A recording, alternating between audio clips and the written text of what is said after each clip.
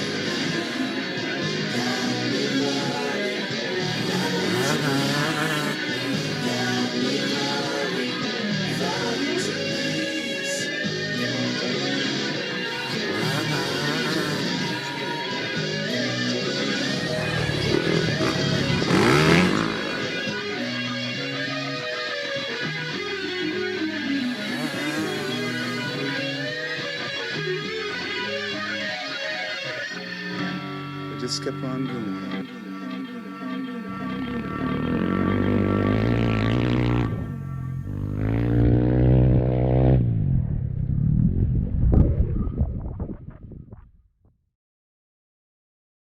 Live from Pahrump, Nevada, the Valley of the Dirt People, it's Tech Talk, Taco Tuesday, with your hosts, Jimmy Lewis and Logan Tyler.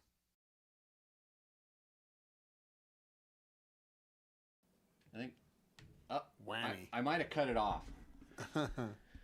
Welcome to Tech Talk Taco Tuesday, episode number 272, and I'm guessing it might be 271. It might be 271. I don't know. Sorry, everybody. I didn't upload the last episode. My name is Jimmy Lewis. I am the host of this show. I made it myself, and it's relatively horrible, but millions of people watch it every week on the YouTubes and the Facebooks, and if you're there, we thank you. Comment. We go straight to the questions in the comments, and if you're watching us on Instagram Live right now, you're right there. You can't hear some of the stuff that we're hearing, and you also can't comment because I can't read those just yet. I'll do something in a minute to fix it, but show kind of started like with a storm, but I have good special guests. Yeah, co-hosts. Kodo. We like to keep it simple because I can't remember most people's names. I can't even spell people's names, but I can spell the name Jimmy. And luckily, my co-host tonight is Jimmy Tyler. Yeah. Yeah, the other Jimmy. The other way. Yeah, TJ says Jimmy's. Yeah, that's right.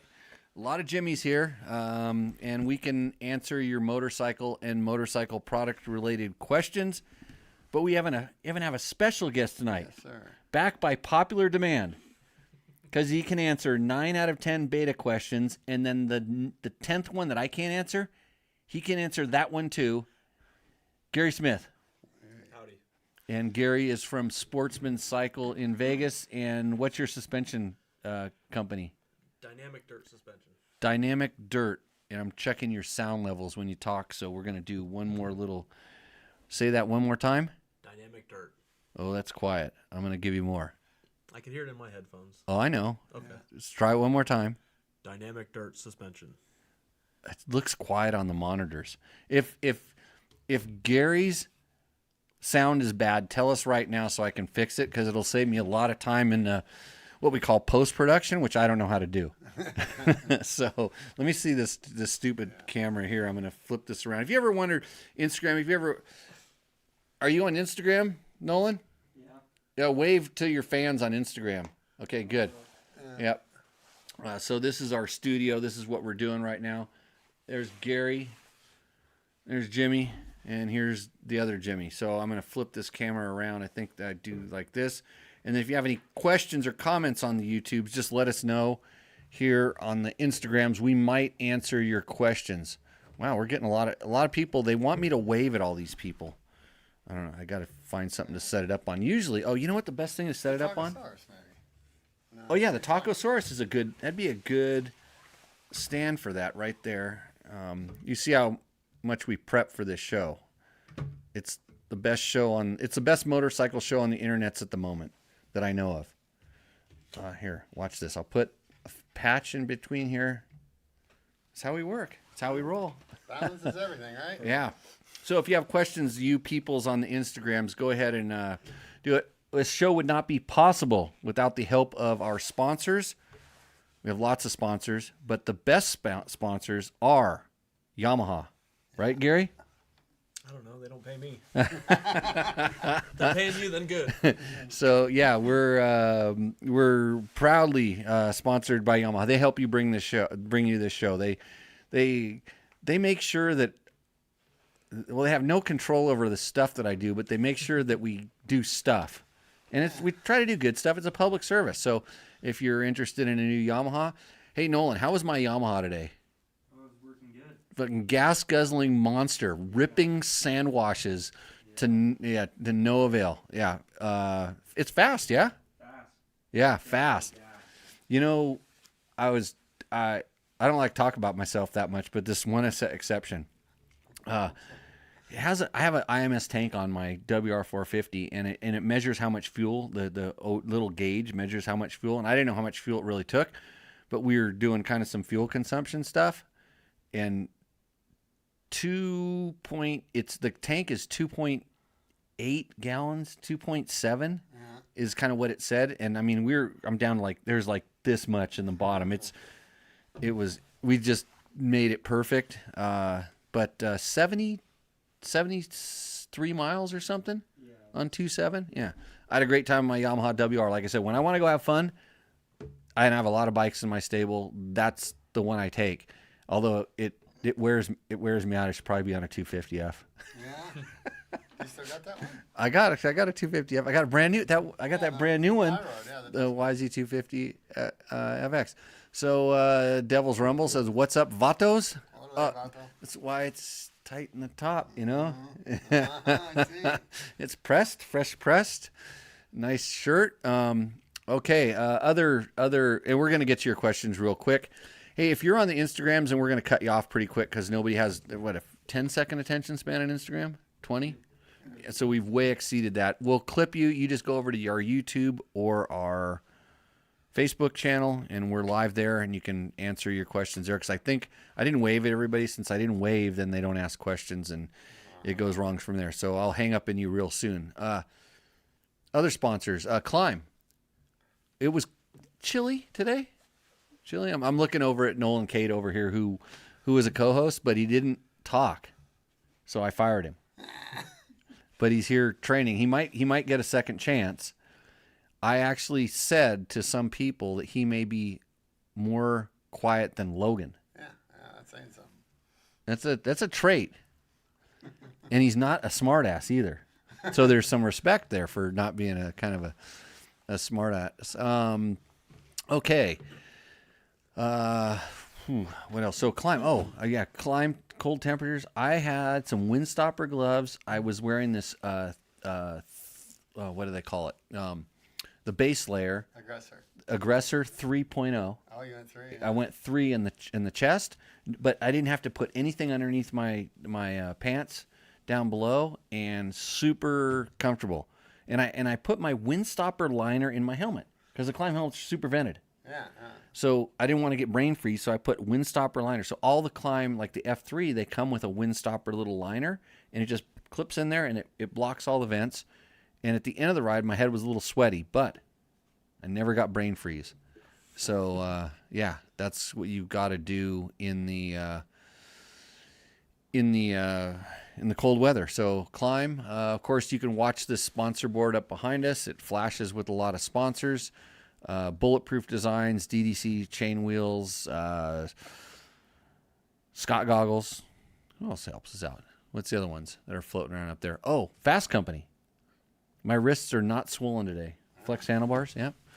Running my Scott steering stabilizer, my Pirelli tires. It's like sound like I'm on a podium. Sorry, Getting there, yeah. Try to interrupt this message with some ads. Okay. TJ says we should put a whole ass dirt bike on the wall behind you. Well, if Logan lived out here, that would be a good project for him. Yeah. But I got a CR80 motor and I got an XR100 motor. What else do I need? Okay. Let's get to, I'm going to hang up on these guys. So let's go. What's the first question? Oh, that's too, you need to. Okay, so if you're just watching this live and seeing this, I'll tell you what you if you see the chat, I'll save it as a reel. If you see the chat, there's some stuff in there that we're not gonna read, just to keep the innocent people innocent. Yeah, okay. You should probably keep that private. He's happy to see Gary. Oh, what does some guy named Casey McCoy say? I'll be doing a lot of riding in cold temps lately, 10 to 25 degrees. What is the right oil, 040 or 540? Gary. Yeah, I'm going to defer to Gary. What's cold? Because out here we're like what still? Today was the coldest day of the year. 10 to 25. And we were at what 40 degrees? So this morning? Yeah. It's 32. It was 31, 32 this morning when we got up. It's per ump. Yeah. See, you're over there in Vegas. You have all that cement and asphalt that holds the heat. Over here, it's Valley of the Dirt People. And yeah, it cools down a little bit, but it warms up quick. Yeah, 0 to 25 degrees. So I mean, what's usually the thinner on that stuff? I'd probably do the 040. But So- also refer to your manual because it depends on each bike. yeah, and just because I know a little bit about this, he's using it on a snow bike. Okay. He's got the track. McCoy's a Mammoth, It could be allegedly, yeah. allegedly. Yes, Gary's low volume. Okay, I'm going to bump Gary a little bit more. So thank you, Dave Ritter. T7X. Does that mean Tenere? Yeah, got it. T7? Yeah, good. Super top secret code all of us Yamaha guys speak. Again, I ride a Tenere. I actually considered taking my Tenere to the National Air and Hound this weekend. Because there's some long roads up there and some dry lake beds. I'll let that sucker eat. So speaking of that, so it's the number is usually when they have the two numbers, it's like 10W30, and it's 0W, which means winter or cold, or W means cold, correct? Yeah. The first number. And that's kind of viscosity. So that's when the motor is sitting and the oil's cold. You don't want a thick sludge because if it was just straight 30 weight, it wouldn't flow very well. Yeah, you'd run dry. All your cam journals and everything would be a little bit starved. So it's, if your bike's like not sitting outside and it's inside, and Chris Reel could probably come on, but he's actually in a different time zone now, so it's probably hard for him to see, but he's a petroleum engineer. He knows all this stuff. Have you ever tried to clean oil off of a part? A couple times. Yeah, a couple times. It's not easy. It doesn't come off, right? Mm-hmm. It usually sticks. So I always think about it like if your engine's doing what your engine does and you shut it off, there's oil everywhere and it's kind of stuck there. And Chris used to famously say the best oil is having oil. Like make it not go away. And I could see where if it's like a thick, sludgy goop, and it might be in some of the journals or where it gets pumped around, it could be a little bit difficult to move. But if you just started your motor up and didn't take off and go wide open, it's probably going to warm up enough to start moving, and the lubrication that's already in the area, like you think about where it's been spraying all over the cam, or even inside the cam journals where we're really concerned about it, or on the big end or the small end of the crank. There's oil in there already. Yeah. And it would be kind of hard for that to not like kind of warm up and do its job by the time the rest of the warmed up oil got there. Does that make sense? As long as you don't just... Yeah. Yeah, because you're not doing it right after an engine rebuild or something to where it's just dry. Right, yeah. And in engine rebuild, I always put a little assembly lube on that kind of stuff most of the time. Depends on the build and what it's doing. Sometimes just pour oil all over stuff and let it go. So yeah, it's pretty much the only time that first number matters is kind of on the startup and in the engine cycling and I don't know how much that affects the other number and the longevity of the oil. That'd be a great question for a petroleum engineer. Like, does a 0W, now I know a lot of vehicles, like cars are speccing with that kind of stuff, and then they're kind of trying to blame some of the problems, some of the durability problems on the oil that was spec'd versus what you could be putting into it. Oh, yeah. And this is all stuff I learned from the internet, which means, well, just like you, watching the show on the internet, so everything we say could be completely false, and we're just acting like experts. Although I'll pull out some credentials or awards or something later if I need to, just to prove whatever. Wet sand washes are great. Yes. I agree. Yeah. TJ Durst, should I Ironman the 10-hour? And the 6-hour is coming in March. I think he meant to say 6 hour. He meant 6-hour? I think You that's got what the confused? asterisk means. Yeah. Is there a 10-hour or 12-hour? There used to be, it was 10 and sometimes it was 12. 6, 10, 24. Yeah. Okay. or maybe he wants to do both. I mean, he can do whatever he wants. These side panels, bro. Side panels. He's got that, we like to call it retard strength. And by that I mean it's his ignition timing is a little off. Oh, we love you, though. Yeah. Do what you got to do. He could probably, if he wasn't a crasher, because he kind of every once in a while does it. He kind of has a little bit of a, if he would adopt the Jimbo program just a little bit more, and work on slowing down to go fast. Logan said We've tried. He's getting better. Logan said he's getting there. He's working on your program. He's fast enough. I've rode with him for a while, so I don't know. He's fast enough to where he could probably get on a really good team for one of those events. There's always guys that have access to bikes and stuff, but there's such a shortage of riders that can kind of hop on different brands and do different things at those team races. So if you're in, here's my racing advice, people. I don't know why I give racing advice, but here's my racing advice. So let's just say you're like a struggling guy trying to get some support or get noticed or do something. There's always at team races, whether it's, you're doing long distance desert team races or these Grand Prix, or they're doing, endurance racing stuff. There's always guys that are looking for good quality partners, but all the other fast guys have rides. Yeah, so it gets kind of. So, sometimes teams have a couple riders and then those guys always team up, but then there's guys that we'll call it free agent. You want to be like, if you're this free agent guy, you can hop on one of those things, and maybe that's a way to get noticed, show what you can do, but you got to do it. So When we were doing the 24-hour with him, he was supposed to be sleeping at night because we were going to pull double shifts. We're like, we're going to let TJ sleep so that way we could just do 2 hours at a time. Yeah. And when it was my turn, he went to the next pit, and since they all went to bed, he just jumped on their bike and just started burning laps for them in the middle of the Just night. found a That's- 250F over there. And Like, you're supposed to be sleeping and covering for us, but let's okay, get you some more time in. So there was some not for lack of effort, but there could have been some irresponsibility in the job description. The way the job description was educated. yeah. Yeah. Yeah, Gary laid out a pretty good plan for it. Gary's good at programming. Did he break your bike? No. He rode it fine. No, Went hauled ass. One, it wasn't my bike. Oh. But yeah, he wasn't our problem child that race. So Oh, who was? uh, Naming names or what?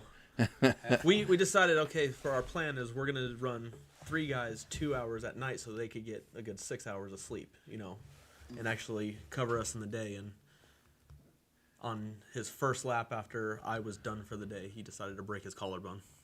Yeah. So then we were all waking up guys again that were supposed to be done. That could be a little bit of a problem. But TJ slept in his boots the whole day. He never got out of them once. Let's see. We have a question here. Best dual sport tire. Says Joe Bummy. You want to finish that for me?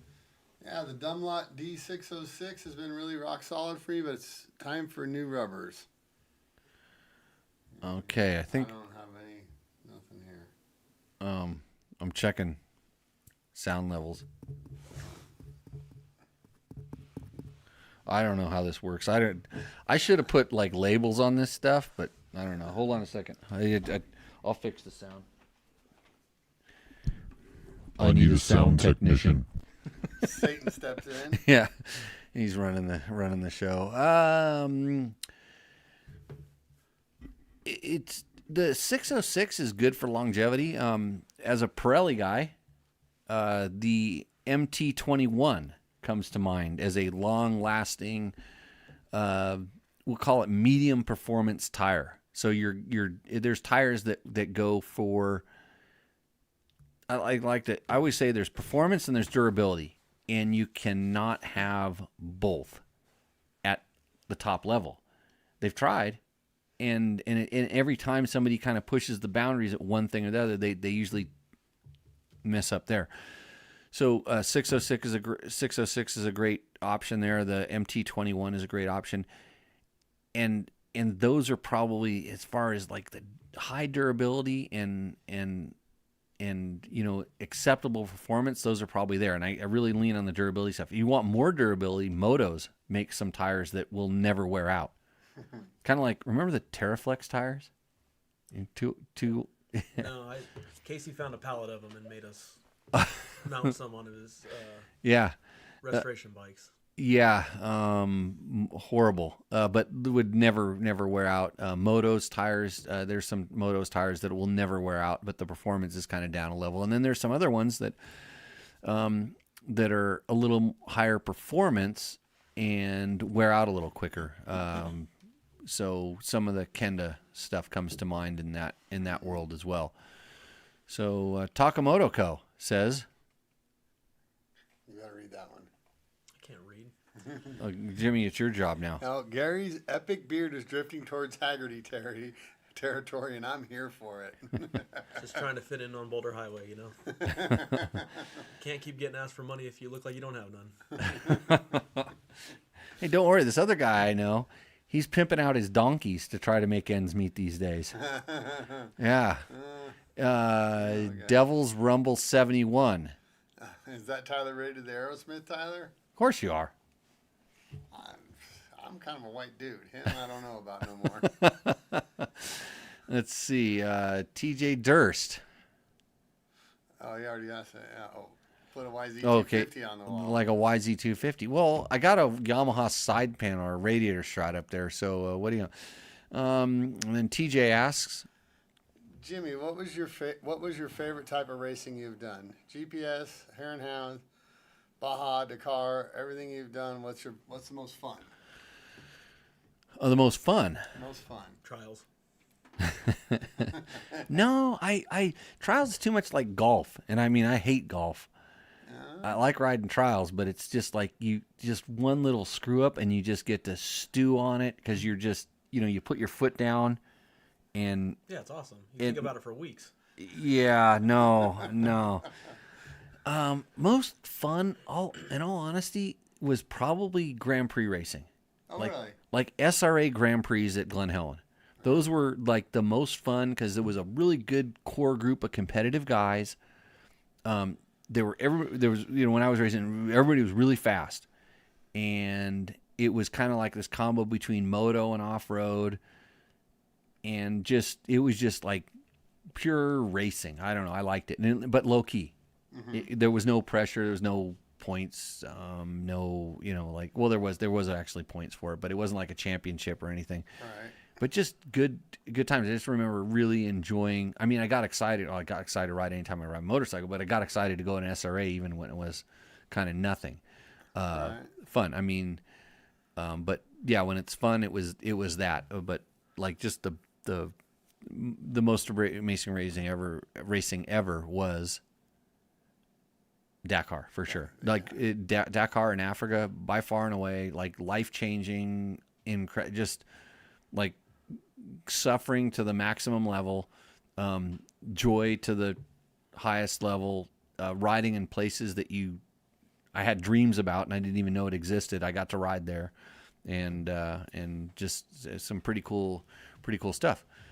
Chris Real in the house. Yeah, we got the oil. Repeat the oil question, please. Just tuned in. Somebody probably texted him and told him to get on. So, Chris, the question was, somebody is riding in cold temperatures, 15 to 10 degrees, 10 to 15, 10 to 30 degrees or something like that, and wanted to know if it would be better to run like a 0W40 versus a 5W.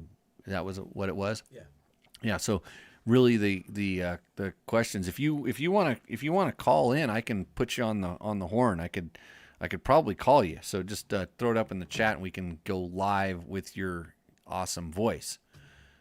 Mark Daniel says happy TTTT. That's Tech Talk Taco Tuesday. He didn't put the 5th T there. So I'm kind of bummed, but it's probably because we're not setting a good example, Jimmy Tyler. What's the 5th? Oh, tequila. Since you said it, Yeah. Gary, can you handle the show for a minute while I get this set up? Is this acceptable?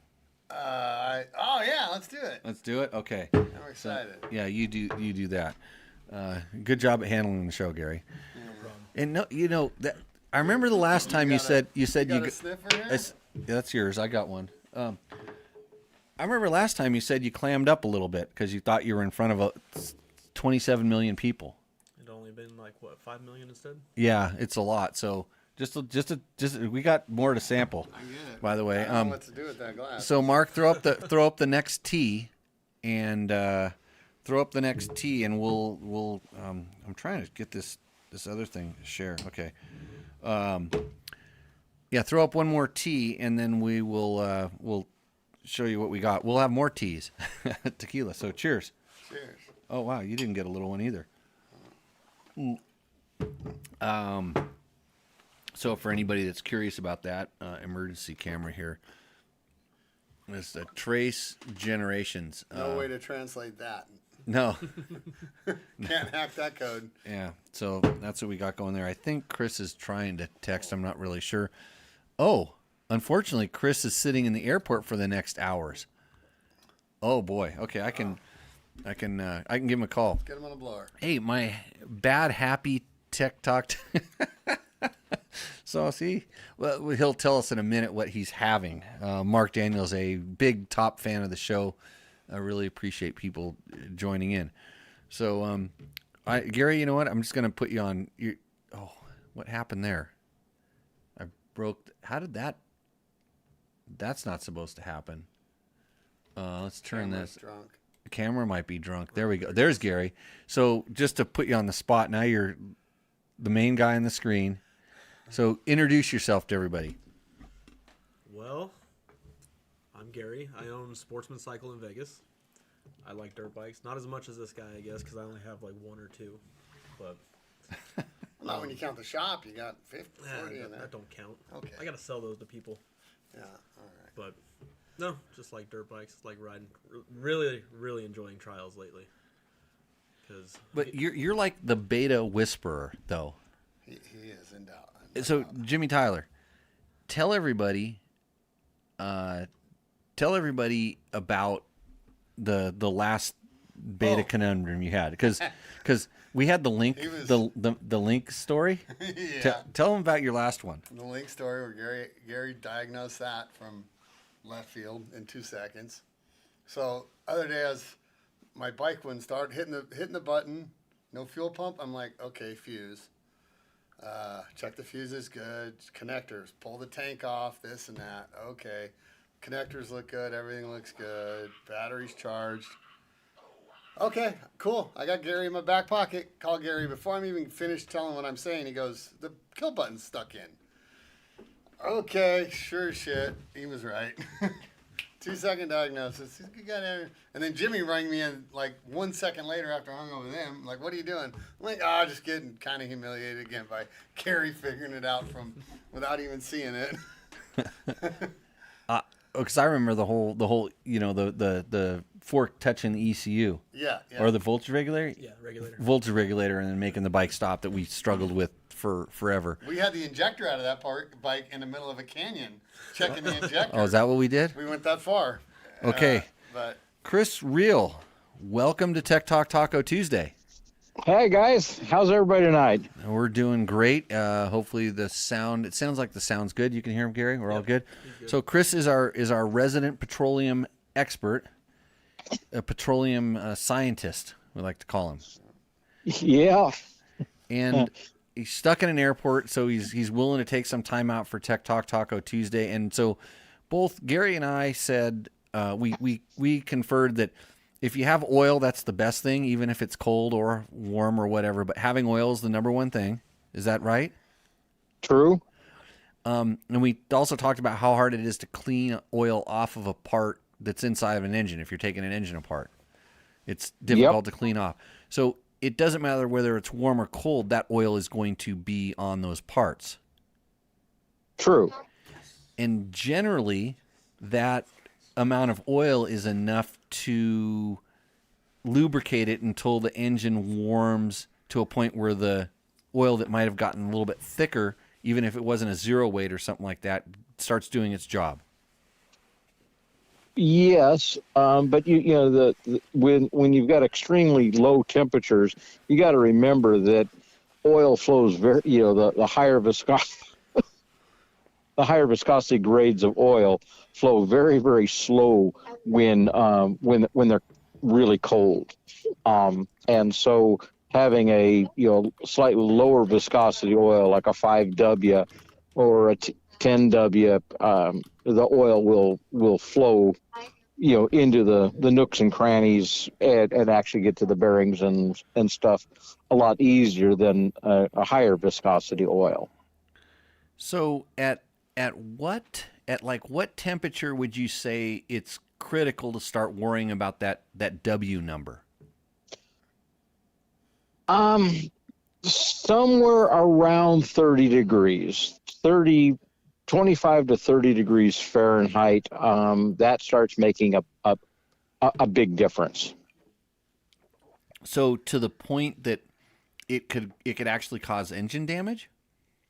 Yes, if the oil can't get, if the thick oil can't get there because it's thicker than goose grease, it's not going to get there to do its job. So you kind of need to balance the the flow rate versus the viscosity. So if you're going to be riding in really cold weather, the 5Ws are 5W 30 or 5W 40 or 5W 50 are a really good safe bet. For us motorcycle guys, and we talked about this back in episode 33 or 34, remember, we got no oil pressure. And so the oil isn't really pumped really, vigorously to the engine part. So we kind of need it to flow there on its own. So going with a slightly lower viscosity grade is a good is a really good bit of guidance, and that's covered in detail in your owner's manual. Oh, I'm sure, but nobody reads that. So, well, I know. So Gary and I were sort of wrong. No. You're 90% right. 90%. If you've got oil, you got oil in there, you're ahead of most. Yeah. Well, I mean, usually when the problems occur. So I'm just thinking, like, okay, let's just say you had 10W30, just to say, or 10W. It doesn't matter. So you have some 10 weight in there, and you start a motor up. Let's just say Honda XR80, for instance, something simple, some nice just aluminum cam journals. It's just pumping out of a single pump, just right up the cylinder stud. Wet sump motor, all these things. If you're kicking it and you can feel drag on the Kickstarter because it's that cold, it's like, oh, okay, this stuff's like sludge or something. Let's just say you do get that started. Do you feel that there's enough like residual oil for that motor to warm to a point where that oil would flow with like 10 weight versus 0 weight? Yes. Okay. So we were right, Gary.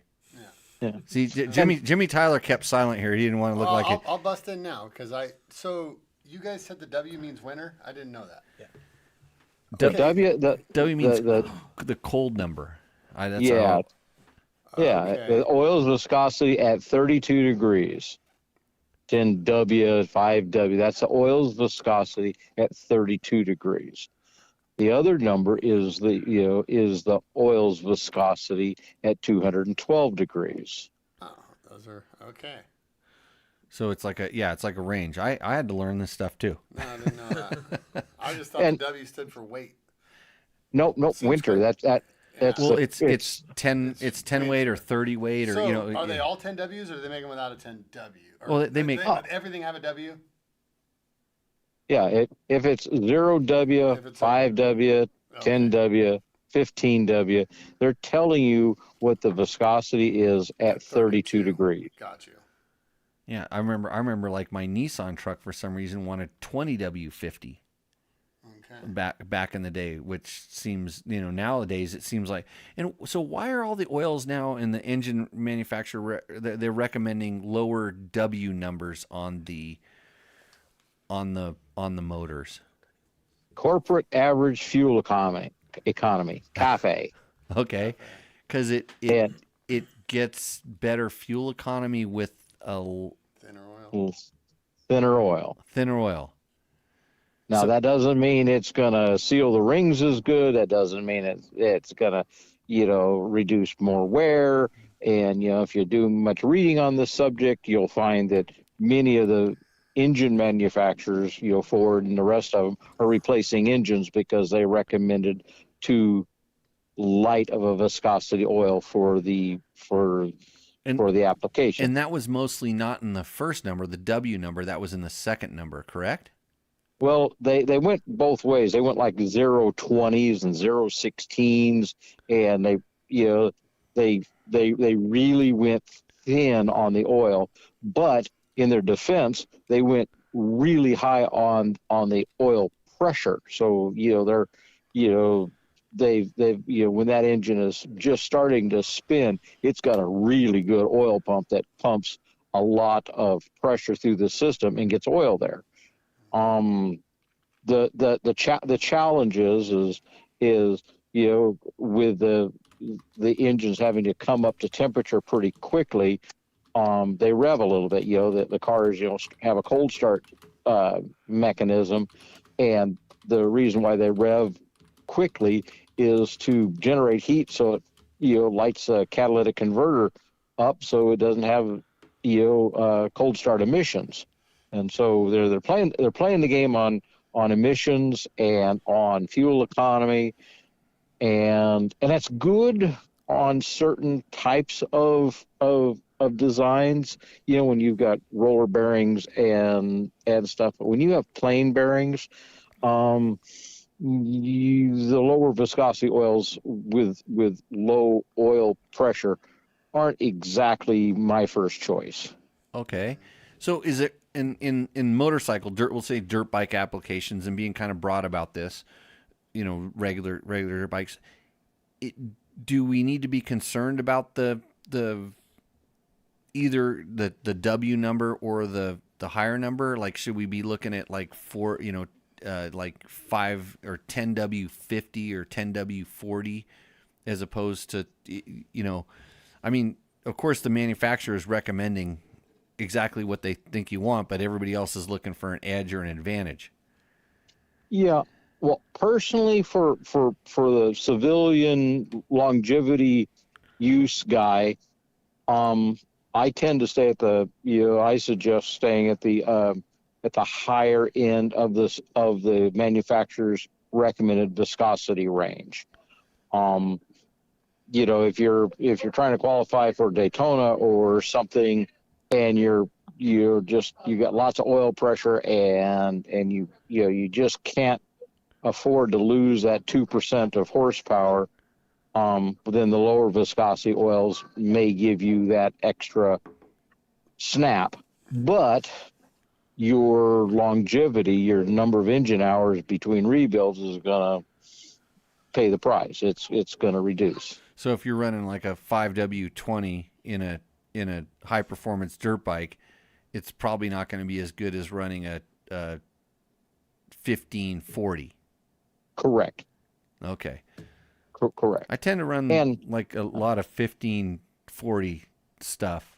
Yeah. Some of my dirt bikes, might be just a diesel oil. It might be actually I use the Dello, believe it or not. Yeah, because it's cheaper a little bit. Well, it's cheaper, and the lower the spread in the numbers, the 1540s and stuff, the oil doesn't change as much in its temperature viscosity, and the only drawback is it might be a little bit it might be a little bit draggy when it's cold, and the clutch may, until the clutch gets warm, it may be a little bit draggy. So if you're a whiny sack of crap and you got to have a butterfinger clutch, well then let your bike warm up. Yeah, you let your bike warm up. Yeah. I mean, well, and then we get into the whole like warm up routines and rituals that I see guys doing these days, which just drives me bonkers. It's like just be nice, start it up, let it run for a little bit. Doesn't hurt to be nice. Yeah, I start my bike, then I put my helmet on then my gloves on, and adjust my backpack, and then I check the tires because I'm always forgetting to put wind in the tires, and it takes about 2 minutes for me to go through my little drill, and then I just ride easy until I can feel the heat from the pipe on my legs, and then she's good to go. Yeah, I usually reach up and do a little touch of the radiator, and Yeah, I feel it through the glove, and I feel some warmth. I'm like, okay, now I can get on it. But even if I'm at a race or something like that, I'm going to start my bike up and kind of warm it up, and I'm not just going to let it sit there and idle, especially when it's a 2-stroke. Every once in a while I give it a rev, clean it out a bit, but I don't start it up and just instantly clean it out. No, that's there's a thing called thermal expansion of the piston, where the piston gets bigger than the hole. Right. And yeah. And it's it's a cold seizure, and a lot of guys take the the thermostats out, and then it takes forever for a lot longer to warm up. Yeah, and then when they get panicky and get in a hurry, they get on it, and the piston swells up, and it starts busting through the oil film, and we have an interference fit. Yeah, there's going to be a National Hare and Hound this weekend, and the temperature is supposed to be around 30 degrees at the start. I wonder how those guys with no thermostats are going to be doing once they get that bike up to speed. Because could it potentially, you warm it up, it's sitting there, you warm it up, but then could you get it going and run enough cool air through your radiators to make that thing not happy? It really depends. I mean, kind of on the speed of the guy. But if he gets a really, really good start and his bike's really, really cold, and he's got no dust and great traction, and he's got his talent switch on full upright and on, he better have warmed up his bike.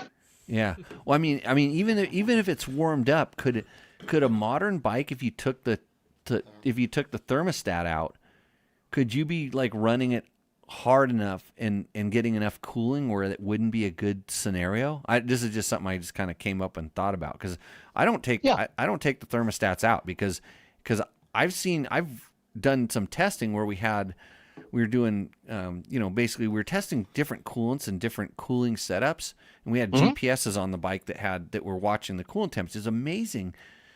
It's amazing how the cooling system works as a system. They're designed as a system. And I'm pretty sure that the most of the time we're riding, just regular riding and stuff, if you have a thermostat, it's wide open. It's no interference. But if, for instance, that radiator water starts cooling down, so when we put really big radiators on a bike, it actually started running less than optimum temperature.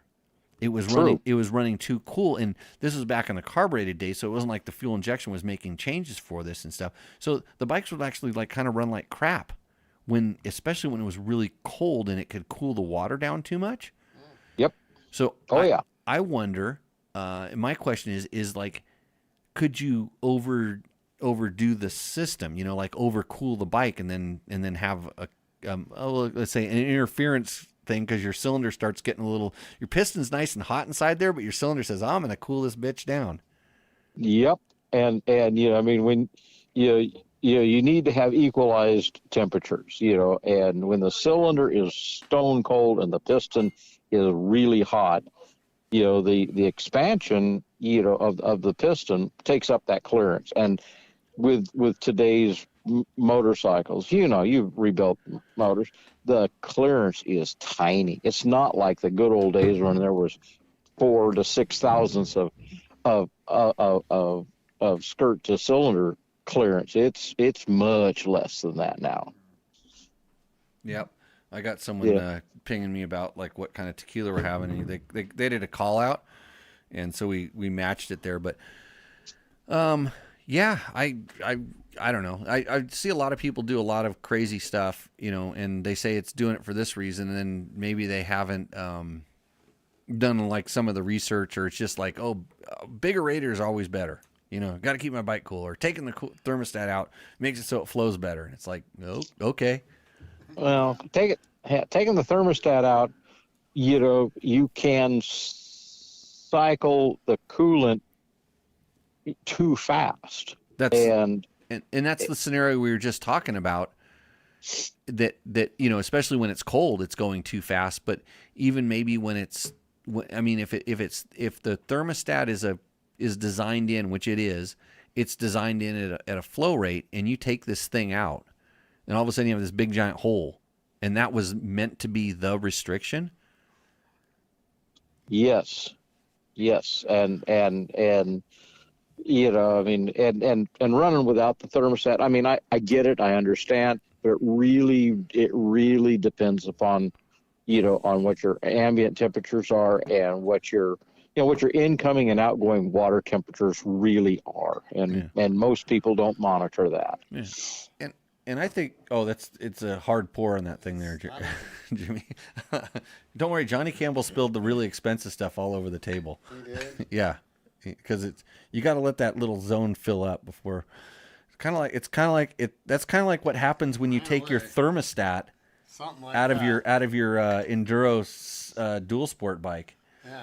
But a lot of high competition, high level competition bikes and stuff, the motocross bikes, and they don't have thermostats because they're designed to be run hard, and that's the way it is. But I think bikes that have wider ranges of use might need a thermostat. True, and then what a lot of people kind of forget in the entire equation is the radiator cap pressure, the blow off pressure. You kind of need to balance the system. So don't just go slapping heavier springs on there, things like that. You saying? Yeah, I mean, if you have a radiator cap that blows off at one pressure, maybe it's starting to relieve the pressure in the cooling system prematurely. You just push all your water out, and the water, if it's under pressure, it actually takes a higher temperature to make it boil, and having a pressurized system keeps the bubbles from getting so big on the hot spots around the exhaust valve. Okay, so on that thing about, so it's not just always better to go and throw a higher pressure cap, even though it can help sometimes. It can help sometimes when you overpressurize the system, like some motorcycles really like a higher pressure cap, and then sometimes you put a higher pressure cap on that, and that pressure overrides something like a head gasket. I was going to say impeller shaft seals. An impeller shaft seal. I mean, or the pressure's going someplace. Exactly. There's a level. Again, it's all designed into the system. So yep. Kind of like I always say just kind of keep it simple. If it was working fine, why would you change it? Or do is there a specific need for you to do what you're doing? Yeah, because I've seen people put the high pressure caps on bikes, and then they wonder why all of a sudden that little weep hole between their case and their thing is now their pressure relief thing. So yeah, and I'm not opposed to changing the pressure cap at elevation, because of the difference in what the boiling point is of the water. So it's like there's a big difference on ambient air density and air pressure on how I want things to run. And so it's no different than anything else. I mean, if you're riding in the desert, you don't want your winter gear on, but if you're going to Mammoth and it's freezing cold, you definitely want your winter gear. So I mean, where we racing and how we racing, that's how we're going to set the vehicle up. Yeah. I mean, and that's the difference between kind of like knowing it or just going to some crazy YouTube channel that just disseminates all this crazy information. Because you would not know that Chris Real is a certified petroleum engineer. He's owned oil companies before. He owned the oil company that caused my KTM to seize. Have I ever mentioned that, Chris, to you before? Yeah, you have, and and I'm really proud of that, because look at all the R&D you did, and we're still friends. that oil, I like I tell people, that oil was good for 99% of the people, not for me and Danny Hamill. It was just, we were just that little percentage above where most people were holding their bike wide open going to bombs, and I bet you I still have cans of the Duralube. I have some of the Duralube 2-stroke oil. And was that one of the, no, it was another brand that kind of was always recommending 100 to 1. Oh, there was AMS oil there for a while, and Neo for a while, and the technology in back in the day, when we went from when the standard of the day was 16 to 1, and we came out at 50 to 1, it blew everybody's brain. And then some of the aircraft synthetics came out and said, well, really 100 to 1 is possible. And there was a lot of technology being brought forward really quick. And there was a lot of evolution at that time for sure. And yeah, so I'll just kind of say that, like, so it was a team sponsor, and we were really working with them to try to make the oil better. So we would run it and try different stuff, and just run it. And so at the end we'd end up, we try to run it, and then we'd seize our bike, and we go back to running. And Danny went back to running Maxima, and he was running the caster stuff just because that's what his mechanic and they had run forever. And I went back to running CalGuard, which is a more synthetic oil. Yeah. And I had really good success with it. I knew, because it's just what I'd been running and what I knew to run, and I knew, whatever it was, 32 to 1, and did this, then whatever with our F&L race fuel, and I knew exactly what jetting it was. And we could try to adjust stuff, but we couldn't get the same level of performance between. We'd have to run just that much richer with the stuff we were doing at Duraloop, so the bikes weren't as fast. And then they would last, but we wanted the bikes to run 10/10s, and so it was kind of a real interesting time. But I was always pretty stoked that we'd come back to Chris, and it was like, he's like, okay, we'll work on it, and then KTM saw the bill for all the cylinders. Yeah, well, the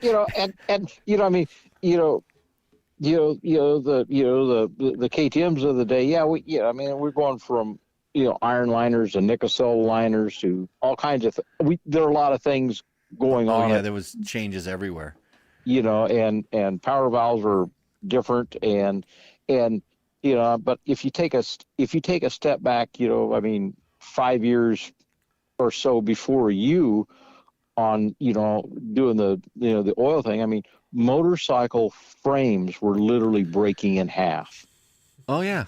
That's and it's like, all right, there was a very, very steep evolutionary, there was a big step, and there were failures at all different levels. Frames, pistons, shocks, shocks breaking, fork lugs coming off the bottom, all kinds of stuff. All kinds of things, and then I just wanted to blame every motorcycle problem on you. Well, I'll take the blame, and I'm not even retired yet. Hey, a little bit of DPS technical news I can share. Oh, good. What's that? I've opened an Eastern office. I now have an office in California, like I always have. I've moved it up to Kern County, and then I opened an office in Onslow County in North Carolina, which is out by Jacksonville. So I'm gonna terrorize the East Coast a little bit, and I'm commuting tonight back to the West Coast because I got some pretty cool motorcycles to test next week. Oh, congratulations! I'm stoked to hear that, because there is a lot of the industry that is back there and stuff now, and beautiful country back there. So, I'm looking forward to it, and of course, I got a buddy up in Tennessee that I want to spend some time with, but there's some road riding back here I want to do, and so I gotta scratch around and get me a motorcycle back here. So awesome. I gotta put on the fishnets and stilettos and pimp out a bike. Well, Chris, always awesome to have you on the show. Thanks for your expert insight on a lot of this stuff, and we'll keep just saying the best oil is oil. Until I get a sponsor. So if you know somebody out there is looking for, a podcast to sponsor, I can make sure that that's the number one best oil that I recommend every single time, except when I have to tell you what really the truth is, and then I'll probably say that too. Well, the truth hurts, but when you speak the truth, you do raise the bar, so people have to try a little bit harder. Well, I'm just trying to keep my credibility. I'm trying to keep my credibility here. So yeah. Awesome. Okay, Chris, Jimmy. Talk to you soon. Thanks a lot. See you. Bye. Okay, take care. Bye. I got some Duralube if you want some. Chris Real, everybody. I always say Real, but it's Chris Real from DPS Technical. If you need petroleum services, he's the guy to go to, and he's always been like I said, I feel like he's a lot like me, just kind of straight shooter. Duralube, you probably have boxes of from the Casey days. Yeah, when he passed, they brought all of his stuff from his garage to us, and we got cases and cases of brand new boxed up Duralube. I'll run that stuff. I'm not afraid. It's sitting at the shop. The way I ride now, no problems.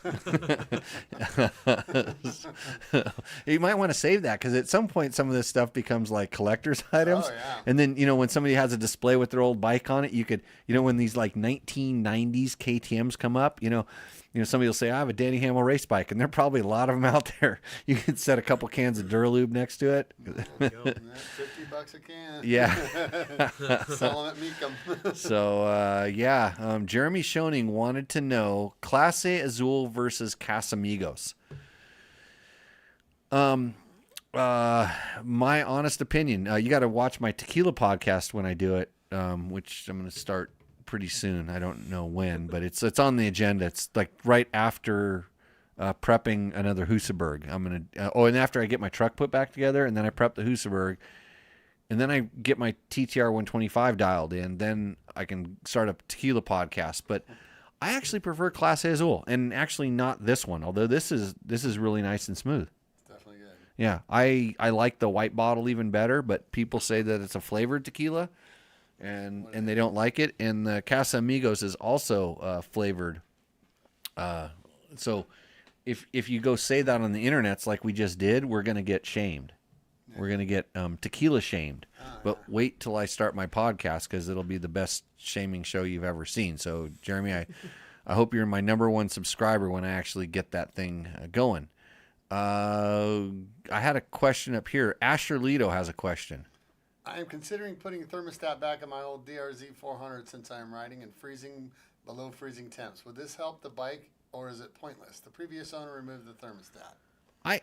Like we just talked, I don't think it's going to hurt anything. It's designed. It'll warm up a little quicker, and it'll function the way it's supposed to. I think people take them out because it's kind of like some of these. Oh, I'm going to emissions delete it, and you find out what they're doing, and it doesn't really do anything. But would a good statement be that anything with a fuel injection should definitely keep it in there? I would say, since coolant temperature is pretty pivotal in how the bike runs, and they've probably designed it to run in the conditions that most people are using it in.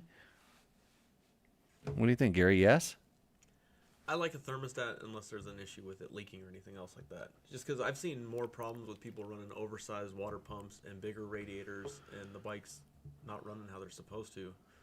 But I mean, I've never had a problem with them. And yeah, when we did this we did this test, and it was back at Dirt Rider, and we just didn't have the space to publish it for the amount of information we had, but I learned so much, because even when the rest of my staff was just sick of changing out radiators or switching coolant or switching impeller pumps and just doing all this stuff, and because we were riding a loop that we had that had some first gear, just make the bike steam stuff, and then we did some hill climbs, and so we had this thing, and it was taking a lot of time, and it got to the point where these, after 2 or 3 days, these guys just like, I want to go home. This is bullshit. But I'm learning a ton. I'm ton from it, and this is where I really learned how much of a system it was, how well, because we were doing it on 2 different bikes. We were doing it on a 2-stroke and a 4-stroke. I think we used a Honda CRF, and we used a KTM 250 or 300 2-stroke at the time to just try all these different things, and we were recording the data on a GPS, so you knew at what point the temperature was there. You saw how quickly it cooled down, how quickly it heated up, these different things. And it was amazing, kind of in some things how little some of that stuff changed. But it was kind of amazing that some stuff did make a big difference. But did it make it better, or did it do anything better? And like I said, this is pre-fuel injection, and what Jimmy just said, tying that fuel injection mapping to the, because it's to the temperature. If you can run it at that ideal temperature, the thermostat's going to help keep you there, especially when it cools down. It won't let it cool down to the point where they run like crap. And I saw this, especially when we went to bigger radiators, that bikes would run too cool, and then in that case the jetting was off, or the bike just didn't run as hard. So I was surprised at how much it swung. Like the first time I actually saw it, like running a Voyager and getting onto a road in the cold and watching it drop 80 degrees instantly. Yeah. It was like, that makes sense of it now closing that thermostat and keeping the warm coolant in there. Yeah. So everybody's going with Clase Azul. I agree. The discussion chat. If you're listening to this, by the way, if you're listening to this as a podcast, thank you. Recommend it to a friend, because we just hit 25,000 subscribers on the YouTubes. I mean, I meant to say 250 million. 250 million on the YouTubes. I'm going to get one of those like awards or something like that. You see all the YouTuber guys, they always have it in the background. Like, not that I don't have enough awards already, but I'm really looking for that. So just keep subscribing, because that's the only reason my life is not complete, even though I have this. And just to pull the champion of champions. If you want to race go-karts with me at Gene Woods Racing Experience, this isn't a commercial. It's basically I guarantee you can't beat me at go-karts. Just if you're in Vegas and you're on Fremont Street, go to Gene Woods Racing Experience. Call me up. Just Mario Karts. It's better than Mario Karts. Look at like that guy in that. That's what I look like when I drive. And that guy's bald too, by the way, just like I am. And we can race, but that's one of my accolades, many accolades of that. I want to have a sticker with my name on it. Oh, I got one of those too. You got one of these? You know how you get one of these, Gary? You have to go riding with me. All right. Let's go. I invited Jimmy Tyler to hang out. We're going to have a sleepover, hang out here tonight, and then hop on dirt bikes and go ride in the morning. He said his life is too stressful. So It's something about jobs for Nolan, you get one of me, these. and Gary got them. Nolan went riding with me today. But did you not every time, just one and done. I got another one. There's another sticker around here that you get too. It's the Nevada Fuck You Racing sticker as well. What else do we got going? Casey has a question again. Would you change the ECU when running in the cold temps with heavy load on the engine? 450 XC. I don't think so. Why would you? I don't see why you would change the ECU. No, I mean, I would be careful to not change it to some like race one that isn't configured for that, because some of the aftermarket ECUs and stuff are only tested within a range, and when they go outside of that range, they don't have the same, we'll call it, parameters that a manufacturer provided ECU is, because the manufacturer wants to avoid any problems. So they're going to test it at the lowest temperature they think anybody would ever use it, and they're going to test it at the highest temperature. And I've seen some of these ECUs that are, quote, tuned by these guys. They're in a much smaller range. And in fact, like I can pick out some problems with some of them, because they don't even work at the RPMs where a lot of regular people ride. They're tuned for racing, and like racers don't ride at 800 RPM. And the bike just like fumbles and sputters and stalls, where the stock one will actually go down there, so yeah, so no, I wouldn't change the ECU, especially on an XC, which is a race version. They're doing pretty good. And Jeremy wants everybody that's on the show to say hi if you're watching, because we know we have a lot of people that watch this show, but you're hiding in the backgrounds, lurking. You're only just a lurker, right? Or a troll? No. What are people when they hide around? Let's see. Ashlito says he's going to add the thermostat. Good move. Yeah, and he notices the bike runs a bit weird when it's cold and really cold temps. This is true. Gary Drummond. HL96 on the top step soon, I hope. Hunter Lawrence, I think he's talking about. Oh, yeah, because we do cover all the racing on this show. Only when we race. Yeah. Yeah, we talk about that sometimes. But I've been watching the Supercrosses. It's been good. Very good. Yeah, it's been good. It's kind of funny because as I get a little bit older, about it, it seems like every year I go less and less deep into the season because it starts maybe looking the same to me. Like, when you're actually watching, you kind of, I don't want to have this. I want to watch it and watch the race and kind of see what happens. But after that, when you start watching it and if they're not just battling, it's just like, oh, they're all doing the same stuff. Yeah. So There's some battling this week, though. Yeah, there's some battling. Mark Daniels. On the cold morning with the KX500 in Baja, we would put a piece of cardboard over the radiator covers to allow the heat to come up, and then pull it off after the temps got to normal. Yeah, that sounds Yeah.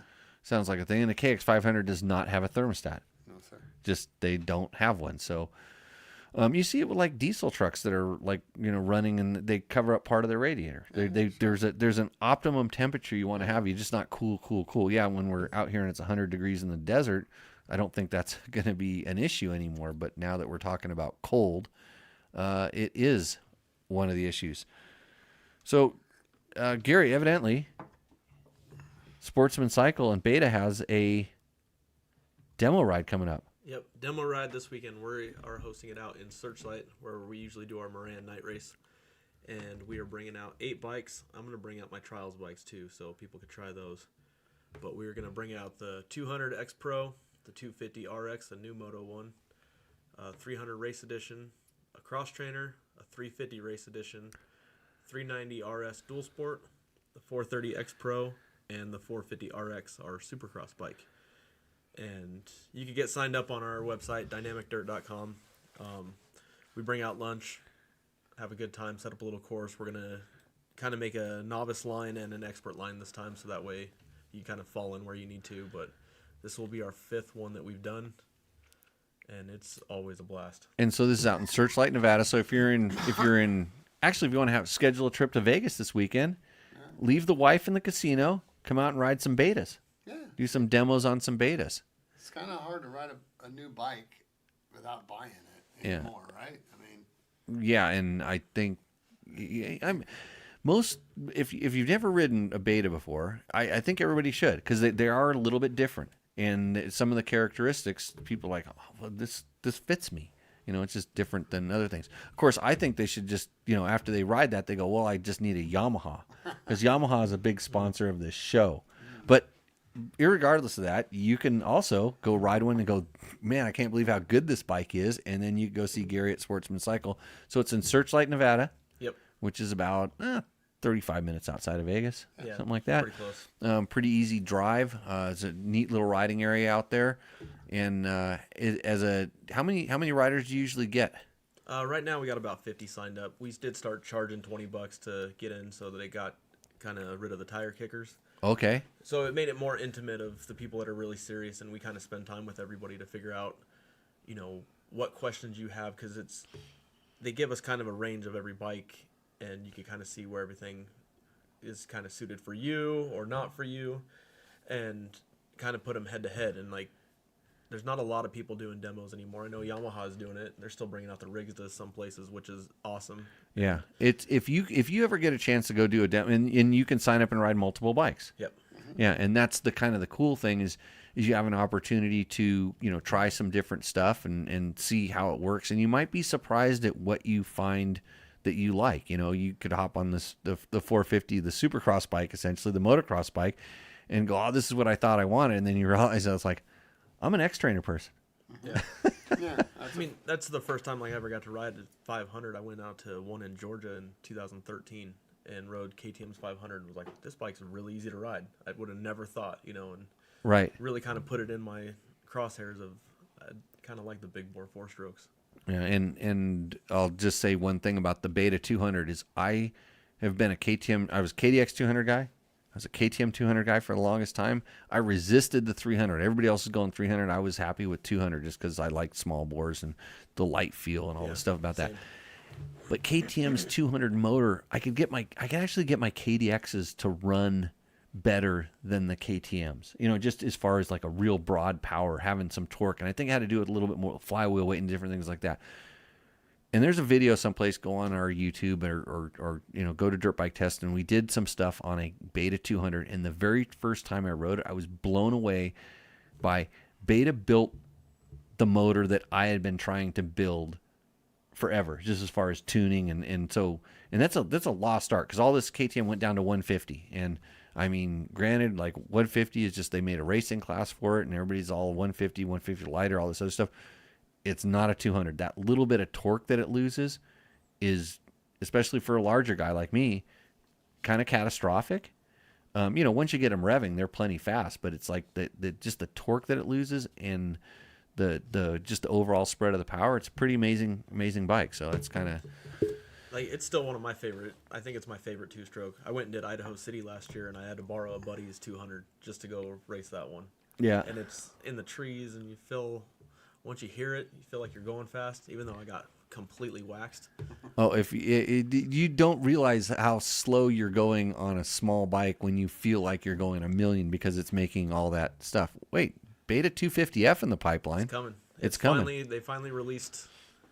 They had teaser photos, and they finally put up a video on the Italian Instagram. Okay. And so they're racing it for MXGP now. So it should be here for 2027. We'll actually have a 250 RXF, so 4-stroke 250. And is it going to be motocross bike? Yes. To start with. Yeah. And then they'll probably branch it into off road. Maybe. I mean, we'll see. Because I know, like, people ask about our demo ride too. I'm like, why are they not bringing the 350 RX? We don't even have enough to sell. Those bikes sold out so fast. And that's the 2-stroke motocross bike. Yeah, I got to ride our first one down the street real quick just to try it. But that's how was it? It's a big bore. I like the 200s, man. So compared to a 300, you could tell it was a 350. Yeah, it had more of kind of like that. You know, that big bore stuff like the KX 500. Like when you roll on it at the bottom, it's not that. It's not a hard hit off the bat. It just rolls on and then it starts pulling you out, and you're like, okay, there it goes. It's torque over RPM. Like the torque is activating it, and it's not building RPM super quick. Just for the quick little ride, yeah, that's all I can see. Yeah. I mean, I'd love to go really try one and put a day on it to see, but I've sold 2, and that's all I can get so far. So, okay. Well, so if you're interested in doing a demo ride, and Beta does these all over the place, correct? Yeah, they send them, they have different pods that they send to each dealer, and it's on their website, betausa.com, and you can kind of track where it's going to be. We kind of get the first ones because it's not cold out here. So our bikes are brand new. They have 0 miles on them, so they're not hammered yet or anything from anybody else. And I'm amazed, like, because I've done KTM demo rides and I've done Yamaha demo rides before. I'm amazed at how well kept the bikes are. You know, like I would think they would be, you know, more beat, but then, you know, the KTM and Yamaha seem like they do them in conjunction with like races and stuff, and it seems like it's a higher level, you know, client that gets on them. They're not out crashing them and beating them up, but I know when they got crashed, they got pulled right out and they went and you know, tune them right back up and got them all set back up. So, but it's a great way to try different bikes and to see, you know, how do you know other than having a 4-stroke guy when you think you're a 2-stroke guy, on and on and on. I mean, yeah, you were that guy. Well, actually, it's funny. I told you this. So first time you rode with me, Jimmy, you're Beta guy now. Yeah, for sure. Yeah, and so he was always KTM. Well, for the longest time, it was KTM. And the very first time I saw you ride the Beta, I'm like, what happened? Like a whole different guy. And I rode your bike, and I didn't particularly like it. You know, it was kind of like it was some things I would change, but I'm like, it works for him. And he rides my bike, and he's like, I don't want to ride this anymore. No, that's yeah, exactly. But yeah, you spotted it right away the first time when I rode that bike with you. You went, whoa. Yeah. So You're a beta guy. if you have any beta questions, it's beta question. If you have any technical problems with your beta, or you know somebody has a beta and they're having issues, set up anything, tell them to join into the show right now. Call your friend, tell them to join in the show, and ask Gary any question about a beta. He'll answer it. I guarantee it. I mean, we got 560 followers on our YouTube, so I mean, it's getting pretty serious. 506. Well, I've seen the YouTube. It's usually Bum Wars. There's the Bum Wars section. That's our TikTok. That's TikTok. It was a different one. So for the Wars. interesting thing, follow TikTok, and then because it came across one of my feeds that you were doing some suspension service or something, and you said something that was, I don't remember what it was, because it's like it just goes in one eye and out the other when I'm watching that stuff, kind of like this show. But yeah, it was look there was informative stuff going on. Oh yeah, for sure. Yeah, there's Do you a lot remember of that too. Do you remember what you were talking about in the suspension? Oh, he does a lot of No? suspension No, ones. dude, I hit my head too many times. I don't Okay. remember anything. Yeah, it's like this show. You ever seen the Men in Black movie where they shoot you with the gun and you forget everything? Yeah. That's what happens when I walk out of this studio. That's every day for me. Okay. Yeah, this is lucky I only do this once a week. So Gary Drummond, you know Gary Drummond? I don't think so. Yeah, he's a beta guy. I'm more of faces. Face. I can't remember names or faces. So. The Beta 200T motor is a true gem for the ST. Plenty of motor for the Momentum. ST. Mountain. Yeah, That word says mountain. Oh, No. Mountain. the What's mountain single track. Single track. Gotcha. Mountain single Yeah. track. Okay. Awesome single track bike. Yeah, without a doubt. So one other thing we do on Tech Talk Taco Tuesday was to go back and we look at the emails that come to Jimmy at Dirt Bike Test. And Ron Caron has a question. Who is Hoto and when will Honda give us the Rally 450L? Thanks, Ron. Hoto. Well, you're probably not going to see the Hoto, and he's talking about rally bikes and stuff now. You're probably not going to see the Hoto making too many appearances down in Baja, I wouldn't think, or Mexico in general, because that's not necessarily what you would name your motorcycle down there. Oh, really? Yeah, Victor, my resident Spanish translating guy, I don't see him in the chats these days, but you could probably tell us what a Hoto is in Espanol, but not what you would call your motorcycle. Hoto is a Chinese brand. They had a couple guys at Dakar this year. I don't really, nobody of any name value that I know of, but they basically took KTM customer rally bikes and then put their graphics on them and raced it and call it that. I think it's kind of one of those things in China where they are trying to produce something that's like a Kove, or maybe there's some people from Kove that moved and started Hoto. I don't know. It doesn't matter. It really doesn't matter. It's just another name or something like that until they do something, like what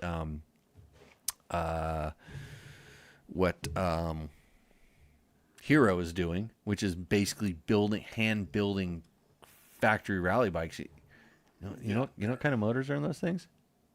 I've never even heard of them. The Hero Hero, yeah, they're big. betas. Did they use a beta motor? I think there's a beta motor in that thing now. Yeah, it used to be the old Italian Husky, but like fully hand built, remanufactured.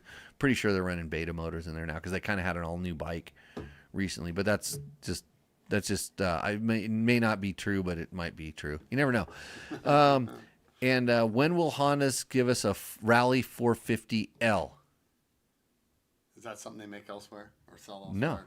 No, they don't make it. Actually, I saw some other donkey on the internet's claim, some YouTube guy that knows everything. He said that Honda doesn't make a 450 Rally L because they want to sell you a 300, and then they want to sell you the 500 other thing, adventure bike, and then they want to sell you a Transalp, and then they want to sell you Africa Twin. They don't want to sell you the bike you really want. They just want to sell you everything else. Okay, he sounds sharp. Yeah. Honda 300 and... That's why a company like Cove just makes their Cove 450 Rally, and it's everything that everybody else would want. But why isn't Cove selling 10 million of these things? Which is, not 10 million, but Honda needs to sell like 5,000 of these things to make it even worth a year, to make it even worth them considering They're not a boutique brand. You know, they're not building. They rely on other companies like something like Red Moto. You know, even Yamaha does this. Yamaha relies on some, you know, importers in other countries to build these kind of like, you know, specific models. And that's just, I don't think it's of that much interest. I think there was plans for Honda to make a 450 rally. I think they've shown some concepts and stuff like that, but it's one of those things where who knows? I don't know. I'm not in the marketing department. I know people that, not marketing, but R&D. I know people that are, and it's just a numbers game. It's like, can they make money selling it? And they have the 450L, and there's people that make kits for that. And if you really wanted that bike, you could build it, but I don't necessarily. I mean, why doesn't KTM of all people sell a Rally 450? Yeah. Right? That would be more sensible. I mean, they're like ready to race. Why don't they sell the rally bike that they sell in limited numbers every year? Why wouldn't they just? It's obvious. Why wouldn't they just? Enough profit in it. I mean, it's how business works. Yeah. So yeah, that's what I think about that. But what do I know? I'm just a guy that can win a go-kart race at Gene Wood's Racing Experience. You want to come down, Gary? I do. You do? Okay. Yeah. Next time you're gonna go there, give me a call. Let's see here. What other stuff? Trevor Hunter said this. Trevor, if you don't know, he's at least 2% of dirtbiketest.com. Go check him on the internets. But he really wants you to go to his Trevor Hunter 224 channel on the YouTubes. That's 1-800-DENT-DOC, I think, is his main sponsor. He's really trying to pull all of his content over there to try to not make me as much money because I'm living fat at Dirt Bike Test on all the revenue that we're getting. Trevor said he says, you want to read this, Jimmy? Yeah. Their sip. These guys found us after my KLX 300 experience at the Hare and Hound. Do you think this is something that we could get money for doing? He says, "Hi, Trevor. My name is Jay. I'm part of Team Antelope Power, a Southern California-based electric dirt bike project, and I want to see if Dirt Bike Test would have any interest in doing a hands-on evaluation. We like hands-on evaluations." Yeah. It says, "This bike is a full-size." Remember this stuff? Addictivo whiskey. We're switching over. Yeah. This bike is a full-size off-road motorcycle built specifically dirt riding, not a Sur-Ron hybrid. It's currently located in Lake Elsinore at Manny Jabalaba's house. I did a story about freestyle riding at his place. He's got ramps and hits and stuff like that back in the day.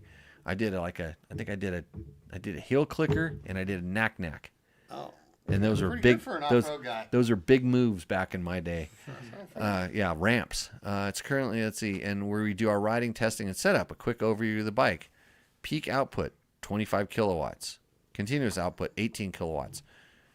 Real world peak power 30 to 32 horsepower. So those kilowatts, those mean anything to you yet? Anybody? Not yet. Yeah, not yet. I'm not there. We should get Anthony, our electric bike guru, to step in this stuff. 72 watt, 60 amp hour battery, 200 pound bike weight. That's not bad. 200 pounds because the Can-Am I was riding was 400 pounds. 21 inch front, 18 rear, GFE fully adjustable suspension. What's GFE? Multiple ride modes, adjustable regen braking. I'm including a couple photos for reference. If you'd like to get a feel for what we're doing, here's our social medias. They're looking for honest, real-world feedback and proper testing, not promotional coverage. We're completely open to critical input. Happy to share full specs or coordinate a visit. This is something you'd be into. And what did Trevor say? Let's get some money off these dudes. Get some money for doing. Well, yeah, Trevor. I mean, that's the whole reason we have Dirt Bike Tests, is to make money. I'm all about. Yeah, money's nice. I like riding dirt bikes more. So I get in this conundrum where I kind of want to ride it just because I'm interested in riding almost anything. But then it's like, oh yeah, I'm supposed to ask for money. I mean, shouldn't everybody that has a YouTube channel get money? I mean, every YouTuber claims they're making lots of money. So, you have a YouTube channel yet, Nolan? No, you should, because then you'll make a lot of money. You could just video You could have worn a GoPro today and just videoed me riding and put it up there, and you would have got lots of money. Clicks. Yeah, it's full clicks today. My cat's pretty excited for you right there. He's getting super excited. Yeah, Trevor, I don't know what to tell you. Did you reach back out to that guy or get it fixed or however it was? Let's see. Where else? I had some other. Let's go back to the emails. Oh, we have a section that we call on this show Roost or Endo, brought to you by Moto. Are you familiar with Moto? I am. Yeah, Moto likes your beard. He's stoked on your beard. Roost or Endo. Okay. Tacomoto.co. So if you have, and this is the way this segment works, you send us a picture of your bike and you tell us a little bit about this. And he said Roost or Endo. He said Roost, comma, Endo, and a question, which is proper grammatic thing, whatever. Yeah, he's a smart one, this guy. But We got a beta. you need to send it to Roost or Endo, and then save the question for later because I actually sort them out this way, and that's why I didn't find it and I didn't preload it in the show, but I've got it in here. So what does Chris have for us? Should I read his question or is what he's got on his bike? Oh, remember at the beginning of the show I told you had to remind me to do something? Yeah, but Because I haven't loaded it into the show yet. yeah, you gotta get there. Okay, You guys, geez, okay, I'll get it. Just you. So I'm gonna bring it in here, but I gotta fix something else here. Don't hold on a second. I gotta turn that off, and I gotta turn that off, and I gotta turn that off. So if you submit your thing to Roost or Endo, and you have a group of homies like this that say they're gonna come and kill me, they're gonna come and attack me she's crazy tonight. Oh really? She's digging into legs. Claws? Oh. Yeah. If you have a group of homies that say if your bike doesn't win, we're going to come and roll you, Jimmy, the next time you come trail riding with us, don't do that. So, okay, let's talk about. Hold on, I got to move this thing over here. I got to put Chris's bike in here, like that. I got it. Look at this. I'm almost like a professional. I used to hire professionals to do this. There she is. It looks good there. It's actually a nice big picture, but you shot it with your damn phone, and I can't. There's nice. Look at the trees in the background, but you can't see the tree. Like, oh, here we go. I'll fix it. Okay, I'm gonna move this out of the way, Jimmy, so you can read. I'll tell you all about this. Okay. Later. It's a 2023 Beta Cross Trainer. Montero cone valve fork cartridges from Tasmania, Australia, making some great suspension products. Front tugger strap, Enduro Engineering skid plate, handguards, rear disc guard, bar ends, and spark arrestor. Bulletproof designs, front disc guard and rad guards. WP rear shock from a TE 300, internally lowered. Reval. We already lowered it. Wait, a TE 300. Wait, can you put KTM shocks on betas? He did it. Yeah, I guess. Wait, don't you run a suspension company? Shouldn't you know this stuff? Yeah, but I ain't. Nobody's trying that move. I'm not mixing brands or anything. Okay, just checking. Yeah, I'm gonna zoom in and check it out, but keep going there. He's one of the first guys I've heard get rid of the. No, this is the cross trainer. Yeah, it's got the sacks, but This has the silly goose suspension. oh, it does. Okay. Is that GFE? It's the R16V. Yeah. Okay. Okay. So, yeah. It is very, very trail rider beginner friendly suspension. I Yeah. can't stress that enough. Yeah. Yeah. No, it's not. It's what the bike's built for. So. Hey, my buddy bought one of these. I saw him today. He put a thumb throttle on it. He's getting older. He has a brake up there, and all this stuff. Flick or whatever.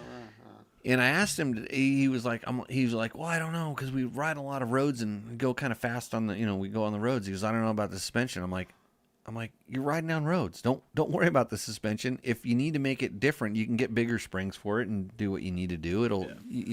It'll be fine. But okay. I got a couple other things. He's got ASV levers, Fastway foot pegs, clean speed brake pedal tip, Moto's LED headlight, Banana Racing pipe guard, IMS fuel tank, Polysport clutch and ignition covers. That's not bad. Are the IMS tanks? Are they specific to that bike? Do you know? Yeah, because it's got a It's whole different whole different frame. Yeah. I was going to. Victor says I was watching and commenting on YouTube. There's a huge delay between these two platforms. So, Victor, what is Get your money back. what? you'll get Victor. You'll get your money back for this show, according to Jimmy Tyler. So, you're Victor. Good to see you, buddy. yeah. Guess what? You want your 2 cents? I know you'll give us a 2 cents. Are you watching on YouTube and Facebook at the same time? Which was faster? Oh, so he's got another stage name on the YouTubes. Oh, he does. I don't know. Because I wanted to know about the. Remember, I needed the translation of Hoto. Yeah. Yeah, Moto. the proper translation on Hoto. So good to see Victor's back. And Gary just said the Beta XT is definitely a Roost. Well, Gary, you're just a Beta guy, and I'm going to disqualify your opinion until I get a little bit farther. This is really good. Fantastic. This is a really good whiskey, by the way. Good, so good. Yeah, Addictivo whiskey, by the way. What else was I gonna? So Mike Roost, I don't see anything silly goose on there. Moto Aero cone fork valve cartridge. Do you know that? I do not. Yeah. So learned something today in the show. I like that. He's looking it up. There's not a lot of Different stuff for the cross trainer on the forks. Like we make a gold valve kit for the shock, but the forks there's nothing. Beta used to make a direct cartridge kit. They discontinued that. So anything that you're actually riding it at speed, anything is an improvement. Yeah, it's a putter bike, but not to say that it for what it's doing, I think it's just fine. So, and I was going to tell you a story. We'll get back to your bike, Chris. Don't worry, Chris. If you're in the chat, he's in the chat. He says that's my X trainer. Oh, Chris. Yeah, so good, Chris. So good to see you in the chat. That always helps out. By the way, if you're actually in the chat. That way we can ask questions about your bike. Are those stock clamps, Gary, or did you have to put clamps on it? They look like stock clamps. What's that? So they look like stock clamps. Yeah, okay. And he didn't mention it, so. But the funny thing is he did put the. I always say put the year, make, and model. I mean, I know it's a Beta because it's an X trainer and stuff, but 2023. people expect me to know other things. Tell us, you're in the chat. Tell us, Chris, about how that shock thing, did the shock have to be modified, or was it just a direct drop in? Because that's kind of an interesting thing. So I was going to tell Gary is that up until this weekend I was kind of ready to buy my wife an X trainer. I thought, she's getting older, likes the she likes riding technical trails. But at a slow technical trail riding pace. I'm like, X trainer is perfect. It's light. It's got tons of torque, and it's lower. Mm-hmm. It's just kind of lower, and the chassis is designed to be lower. And this is a big thing. But we went riding. I put her on her KTM 300. Well, she was riding her KTM 350 4-stroke that we keep in her place. And then I'm like, because the 300 has a recluse clutch, but it's got a bigger tank. It might have been set up a little bit more for me. I put her on that thing. She started ripping. She started riding so good. And I'm like, oh, good. You don't need an X trainer anymore. Needs a 390. 390. No, she's very smooth bike. She likes now she likes the ones with the big pipe. Okay. She likes the ones with the big pipe. Yeah. That means 2-stroke. That means 2-stroke. Yeah. She was a KDX 200 racer. She liked KDX 2. Well, she started on a Husky 250 with a left side kickstart because that's what her dad gave her when she was 14, and all of maybe 5 feet. And you know how tall those things were. Yeah. It was like a 40-inch seat height. So let's see here. I don't see any pictures on this cone valve stuff, but there's a whole description of it. Okay. Well, that's good. If you scroll over, there's a picture. Hoto is a pillow biter. Oh, okay. So don't call anyone that in Mexico. This is what we're talking about, Victor. We were saying that they probably wouldn't be racing in Mexico anytime soon. No, not gonna. Ace Nilsson wants to know, what are we drinking tonight? Well, we're on our third sample, and right now we're on the Addictivo whiskey. Ace, so I'll put it up on the emergency screen here. This is a really nice. It's whiskey aged in tequila barrels, of all things. That's why it made the show. Back to Chris's. Oh, let's see. Gary Drummond says, I was a beta guy, currently a 4T rider only, a Sherco SEF 250 for the single track and a Ducati 968 mono for the slap. Those are nice bikes, the Ducatis. Okay, well, he was a beta guy, but he's there. Okay, so Maybe get to home. Chris, we'll answer your question next, but tell us about that shock. Yeah. And his question is, he has the X Trainer. He's running the Bridgestone X31 and an IRC VE33 rear. Is waiting to go on. I want to try the Michelin mousses, but can't find any info on what sizes I always need. Can you help? So typically Michelin doesn't have a fitment chart for other tires other than Michelin's. Am I correct in this? I thought there was a chart at some point. Yeah, but let me see if I can find it. I'll tell you what, Nitro Mousse has a very, very detailed fitment chart. If you go to Nitro Mousse, is nitromousse.com?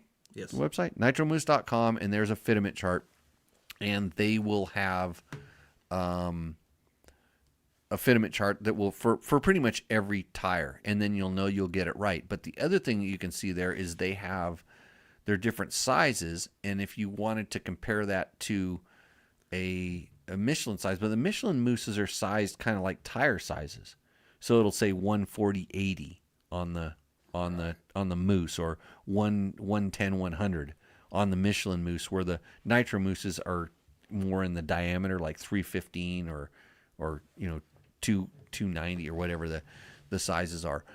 But I would use the fitment size. M18 for the Michelin. M18. It's on Rocky Mountain's website. If you type in your bib moose, and then you can actually have. Or you type in your tire size. It actually has the IRC on there. It Oh, shows you exactly Michelin which does. one Okay. for Michelin. So So- it says an M18. So you were able to find it on Rocky Mountain. Yeah. Okay. So if you're going to go to Rocky Mountain, hey, please click through our site so we can make more money. It's the least you can do. Yeah, just go to dirtbiketest.com. There's a little thing that says support us, which means support me, because I don't want to have to get a real job ever in my entire life. And then you click that, and then money just starts falling out of the sky, like for all YouTubers and Facebookers or whatever we are these days. So And I'm trying to get there on our YouTube at Sportsman Cycle. at Sportsman Cycle. Lots of trial stuff. Lots of us falling down. Really slow guy stuff. Do you ride in this guy's backyard I have not yet. There's I'm letting Logan try to get his feet wet because. or break his leg Well, I mean, on the teeter-totter of death? Yes. yeah, I'm not worried about that. I'm making podiums while he's sitting in the back. Oh, at trials competitions. At trials competitions. Okay. I have a Gas 300 that's like, it's an old one that's in there. I'll trials you up. Let's go. Next weekend, we are going to Kingman to have another competition. Oh, really? Yeah. Huh. It's actually a legit trials event. Yeah, Central Arizona Trials. And Not- those guys not- have all been super badass. Not the same weekend as this Hare and Hound this weekend. Nope, next weekend. The weekend after that. Yep. I might have another commitment. No, we'll sign you up. I ride for Woodworks. Yeah. Woodworks door and frame. Well, we're all Frame going. and door? We're going to load up in the van and Okay. I was super into trials for a long time. I'm not very good at it. Like I said, it's like golf, and you don't have any like razor blades or sharp objects in your van, right? no, we just go, and just like golf, each person goes, you talk shit to the next person, and then take pictures of them falling down and stuff, and then you go take your turn, and everybody clowns on you, and then we go to the next one. Okay. That's the same weekend as what, the Mint?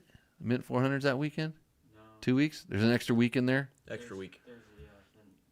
I gotta go to Mexico. Go riding. I gotta go do some NOR. Hey, by the way, they announced tonight that not this year, but next year, the 2027 NOR, the one that you're gonna do, Okay. 10 days.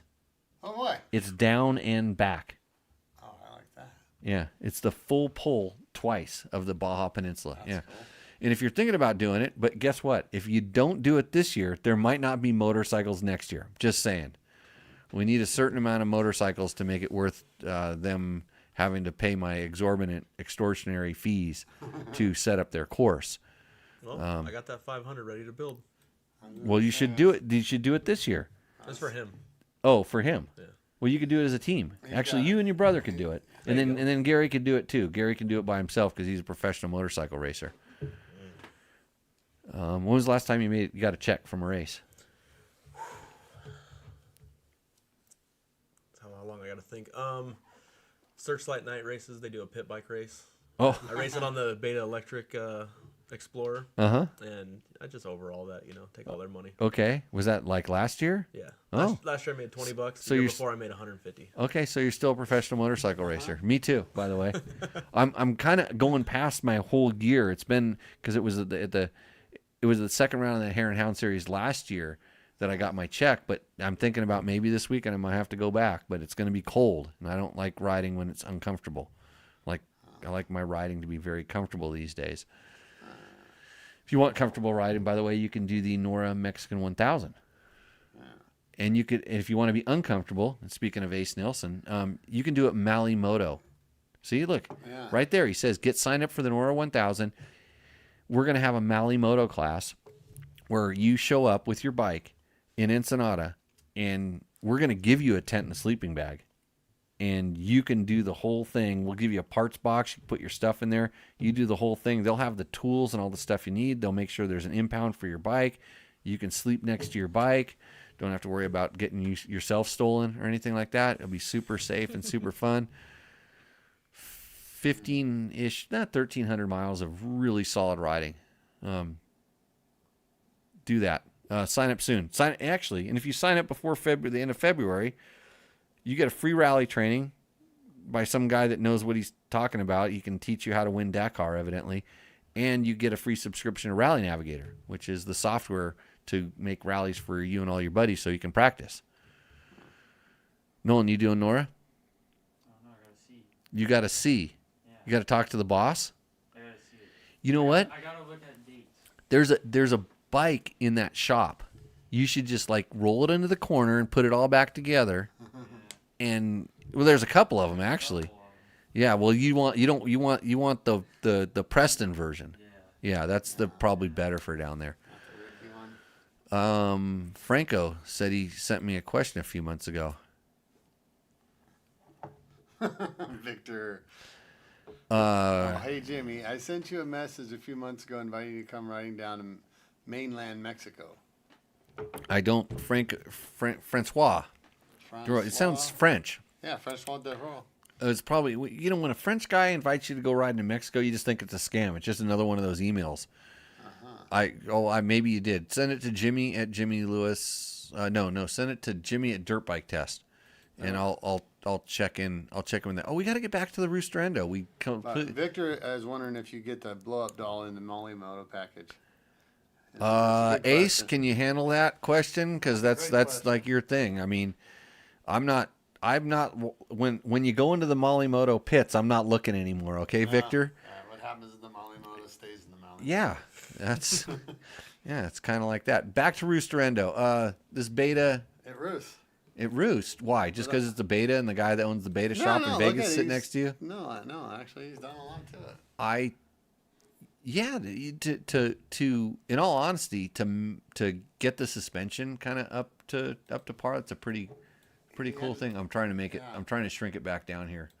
There's the guys that are going to beat me up if I don't pick their bike. The photo's the wrong size, completely the wrong size. Yeah. I think it's good. He didn't answer my question about the shock though. He goes to this. Yeah, he kept telling us it's his own extra, but he's watching on YouTube, and evidently there's a big delay. Yeah. Although we've dropped 0 frames according to this thing. Victor, for you, I'll tell you what. If you come and do Nora, I'll get you a blow up doll. I know a couple places. Actually, I have a couple of used ones that are laying around. Okay, Chris. Chris, your bike roosts. Gary Drummond thinks your bike's roost, and Gary Smith. What do you say? Definitely. It roosts? Yeah. Okay, good. Got some stiff competition right now. Yeah, it does, because some other guy sent me, hold on a second, let me go to that email. It says, Hold on, let me call it up. It says, here we go. This is submitted for Tech Talk Taco Tuesday's Rooster Endo. It's a 2016 Mercedes Sprinter van. It's Moto / sleeper ready, and it's always rocking, never knocking. Okay. Knocking. From one Ricky Brabeck. Heard of that guy? Big, hairy American winning machine. I should probably call him, find out to get more details. Say we need some more details on this. I need one. I mean, I ain't got no money, but Well, Ricky probably sell it to you cheap, I think. Let's see what we got here. There's the back. There's a gang of guys that are standing next to the back of his Sprinter van, ready to roll you if you don't buy it. But I've seen this thing. It's been out here. Hold on. Let me see this. No way he's picking up, but I'm going to try it anyways. Hold on. Please hold. Actually, pour a little bit more of that there. Gary, do another plug for your ride day. Or not ride day, demo ride. demo ride. DynamicDirt.com. Get signed up. We're doing our beta 2026 demo ride. Saturday, what time? Saturday at 10 a.m. 10 a.m. We're going to bring out some porta subs out there, feed everybody, get all your questions answered. Are we going to be at a National Hare and Hound? Yeah, you will. Do you think so, Jimmy?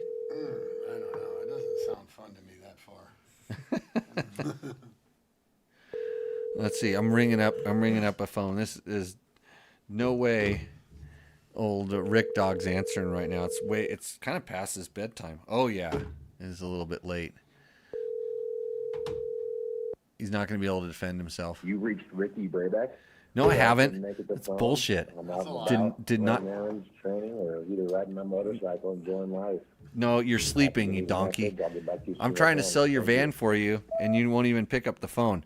You had the opportunity to be on the Tech Talk Taco Tuesday show with 30 million viewers right now, and you thought I was going to call you to interview you, but I know you're not doing any press or media right now.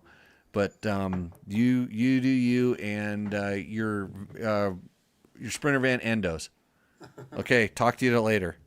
See ya. That was not Ricky Brabeck. Not on Tech Talk Taco Tuesday and not tonight. So if you want to buy this Sprinter van, go to rickybrabeck.com. I don't know where you go. They can throw in some Actually, and stuff in there. I'm going to tell him I had a buyer. I'm going to say I had something I was ready to buy, and you didn't answer the phone. And the guy bought another Sprinter van because Gary was ready to buy. Yeah, I was gonna. You talked me out of it. I know. I was gonna negotiate the deal for you right now. So this thing endos. It's Can for we get sale. him to throw in a jacket from Dakar? Well, that's what I wanted to know. Does that jacket come with the van? Because that would sweeten the deal. it would definitely. We'd make it better than all the other Sprinter vans that are that exactly like that. Yeah. So if you want a Sprinter van, you can email jimmy@dirtbiketest.com. I only take 15%. Better than most agents. Good ones, at least. So our buddy Max Schweitzer has a Sprinter van, and when I told him that I qualified for ISDE, he's like, "Oh, you got to come look in my van." And he had his 1965 ISDT jacket still in his van. No way. And I was like, "What are you doing with that?" He goes, I wear it everywhere. It's the most comfortable jacket ever." I'm like, "Dude, I want that jacket to hang up." Is it like one of those old waxed? Like the leather, Yeah. It's like the waxed because I had a jacket that was that what's it called? Duck. You know, it's like Carhartt pants kind of material, but they wax it to make it waterproof because there was no such thing as Gore-Tex back then. Obviously, Do you know him? Very little. Yeah. He's Yeah, like, a who's legend. like you're probably gonna be like out there 82 riding 4 times a day. He's 86 now. 86. That's awesome. Yeah, he's a ride dude. Victor wants to know to Francois, where in Mexico do you ride? So these are the things. No cagers for the Roost, bro. Boo. And Victor here, he says, what did he say? Jimmy, you should take Francois, whatever offer. He's near Zimpan, great canyon to ride in, epic riding. Okay. All right. And he says, no scam, man. about 30 years ago during the New Year's ride, you poured fire lighter fluid on your foot, and I set it on fire. Oh, this guy got you on. Huh? It's funny because the name sounds really familiar, but I'm so bad at remembering this kind of thing. 30 years ago during the New Year's ride. So the New Year's ride, you poured fire lighter fluid. Oh, so yeah, lighter fluid on your foot, and I set it on fire. And so we used to do a New Year's trail ride. So I had some off week, and my off weekends were like New Year's and Thanksgiving kind of. Those are the times I have an off weekend, and we go do trail rides, and it got out of hand because I had friends that our club was Ventura County Motorcycle Club. At the desert races, we were known for partying like crazy. Wasn't me at all. It was my buddies. But I just like to hang around because these guys would show up. They're the Dillon Bros. These guys would show up, and they would bring 5 gallons of gas for the bike and 5 gallons of burning gas. And then party would go on, and there's stuff would happen. In the morning, they always come over and they go, "Hey, Jimmy, we need some gas for the race." I'm like, well, what happened? Burn it all. Sounds like a bunch of TJs. Does TJ like lighting stuff on fire? He's TJ. Side panels. Okay. Buddy says, "Good evening, gentlemen." Good evening, you, buddy. You remember I'm a member of VCMC, a great club. So we were the #1 enduro club in District 37 for a long, long time. Good time. So let's see what else we have in the questions here. Wasn't there one or two others that I was going to bring up? Oh, Bernardo. Oh yeah, I forgot to bring this one up here too. We'll see how this thing works. This goes out to Trevor Hunter, a friend of mine who raced a KLX 300 in a National Hare and Hound, and didn't even make the top 20. Just got stuck behind guys. And so I dug around in the archives. In fact, Jerry Bernardo dug around in the archives for me and sent this video clip that I'm going to show you right now. Stream.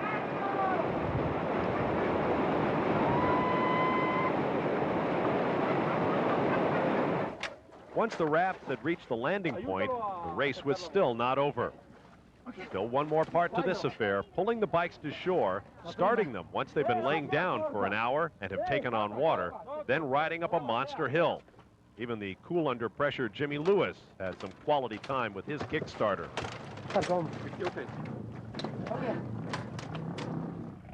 The Pires Bombana team from Argentina and the De Gavardo Lavalle team from Chile had much better luck getting up quicker. But that was only half of the equation. Both the bikes and the riders had to cross the finish line atop a high hill. Fred Bramlett, sorely out of breath and beginning to feel the effects of the altitude. It was a kind of a Franco Iturbi's rally, so it was a little bit different. He was eager to ride the You had to wear your helmet when you rode. XR 600 up the vertical. Hines had just mastered the mini hill climb on his CRE 250 a minute earlier. Up he goes, flawlessly. You cold? Make sure for it. No, I'm fine. Okay, so that is a clip of. So just to put it like I'll scroll forward to see if I can find the point where maybe we won the overall of the rally. Wait, here's a picture of me doing something. I don't know what the hell. I'll put it on here. I'm near you. Great stuff. Gotta go. For the fifth time in 6 tests, Lewis and Nicoli come home first. This time 7.5 minutes ahead of the field. But just finishing on a day like this is cause for celebration. Biaffi helmet. How's that? That was absolutely miserable. It was kind of neat. The first time we rode right through it, it was no problem. But when we got up the second time, we got to the first thing, and half the people were still How do you like there. the flavor saver? So we rode Arnaldo, and I kind of makes your beard look kind of large. I was probably trying to grow maybe 3 or one. 4 got to the next section, did the same thing. And we got out on our 3rd lap, and when we got to the second obstacle, they just shut it down. They said, forget it. There were bikes in the river. There were kids floating downstream. It was getting kind of ugly. So we'll call it a day. Other than the top 2 teams, everyone ties for 3rd with times of 4 hours even. So as a team? Yeah, it was a team event. I was riding with a guy on a Husky 350. Didn't speak a lick of English. Arnaldo Nicoli, who and I didn't speak any Italian either. So Bernardo, was that our guy? Yeah, Jerry Bernardo. Oh, really? He rode with here I go with names again. Smith. Not Drew Smith. It's Drew's younger brother.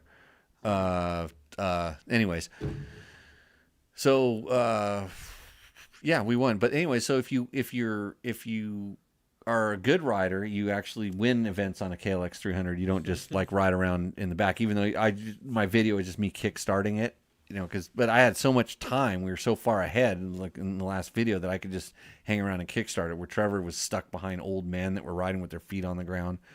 Don't really know what was going on there. He's burning up the horn on that race. Yeah. We did some road racing in this event too. This one courtesy of Hayo. On to the quarterfinals. Aaron Yates was Hayo out there meets Chris Smith, racing. he of off-road fame, who actually handles his machine very well on the pavement. Chris Smith is capable That's of who it pulling is. off anything that comes his way, but here he gets in maybe a little over his head and makes a great save from a motorcycle that definitely wants to high-side him left, right, and center. Smith, a part of the number 2 team with Jerry Bernardo, looking to move up in the absence of our points leaders. Boy, his day almost ended in the biggest possible way. Now here's great funny, I don't remember the quarterfinal road action race at between all. rival Yanks. Mark McDaniel and Kevin Hines side by side at the start, but McDaniel so grateful to see payment, he just launches. Hines can't keep up, and that's the end of that one. Best race of the day. Yeah, there was a Superbiker lot of Aaron different- Yates in the semis against the underdog Hayo. Hayo leaves Yates, but that's just the beginning of this matchup. I don't know why we're watching Watch road this racing on unfold. Tech Talk Taco Tuesday, but this was with Nobby, Yates up so it's the all inside good. As Hayo overcooks the corner, scrabbling for grip on those knobby tires. Hayo comes back, shuts the door on the Superbike race winner, then loses a little traction of his own. Yates gets him on acceleration. Hayo pulls away again. Big left-hander coming up. Will Yates go to the inside? No, he goes to the outside. Hayo almost throws it away. Yates goes on to the finals. Now, in that final, the two EBSCO Suzuki teammates, Yates and McDaniel, hook up. They've already wrapped up the team title. This is for bragging rights. McDaniel leads, but he gets a little wide. Down the inside comes Yates to take the lead, and he will hold it for the This is remainder back of from this Moto World 7-lap days final. of all So, with the things. championship tightening up, Yates and McDaniel come. Let me see if we can scroll through here. And oh, it was beach. There was a Town of beach race, Tumbes. I think, too. Where in America can you find a beach just primed for racing? Nowhere.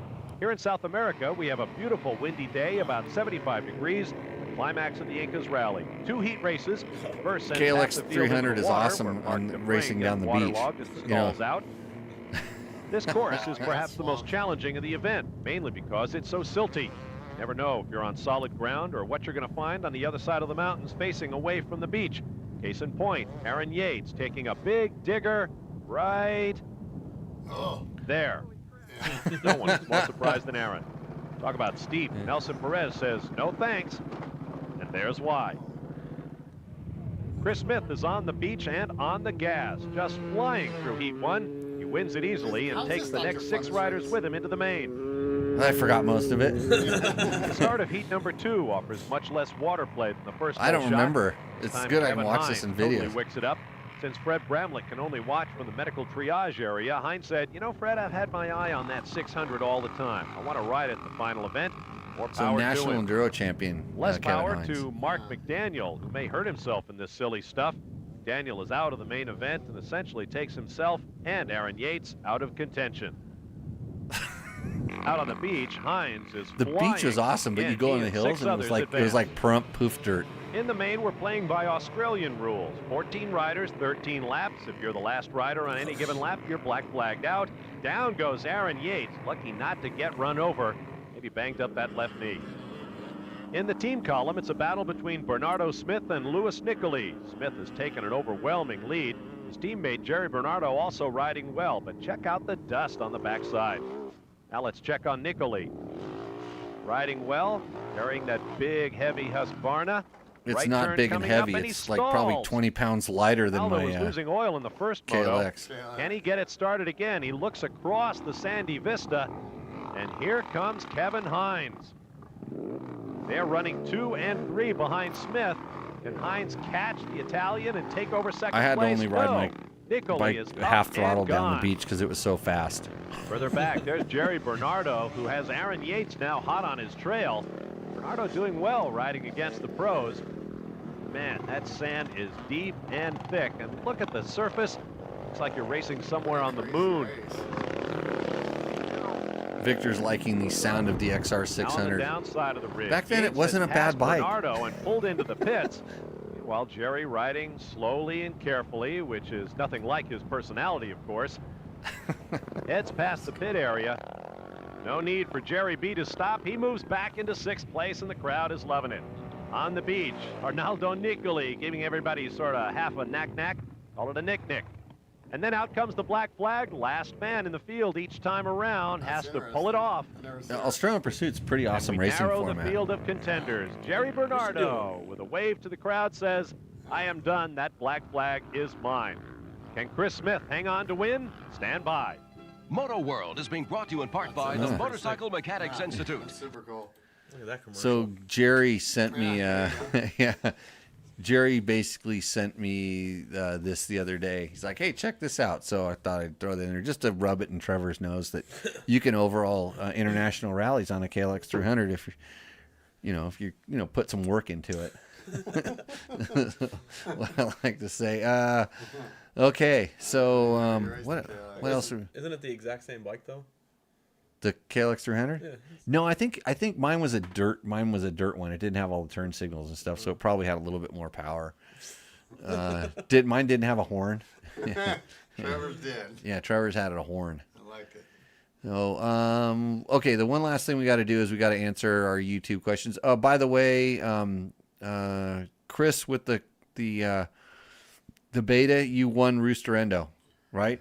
We sure? Because it was the only motorcycle in the contest. Send me an email if you're still watching so I can remember to send it over to Taco Mike so they can get you taken care of. If there's a little bit of delay in him getting you taken care of, that's because they're busy. And sometimes, like, my emails probably go to junk folder. But anyways, you will win a $100 gift certificate from tacomoto.co. And see, Phil Track 1870s talking about Trevor's bike. I would love to see you do this on a KLX 300R version. He'd probably overhaul the race. Probably. Like I would have, if I would have rode a KLX 300R. Yeah. Shemp's World says. It's a great horn. Yeah. He's not wrong. Let's see. I'm trying to see if there's any questions in here. People are like commenting a lot. Lee Ramett says that was fun to watch. Good to see the Prairie Dogs are still growing strong. Well, not if Trevor's a member. I mean that means they'll take anybody. What does Mike M He's got something say? to say. I am so tired of the low seat height thing. Throw away the travel, performance, and ground clearance to drop the seat. Yay, you can flat foot on an off-road bike, but you'll bust your spine if you hit a cigarette butt on the trail. Huh?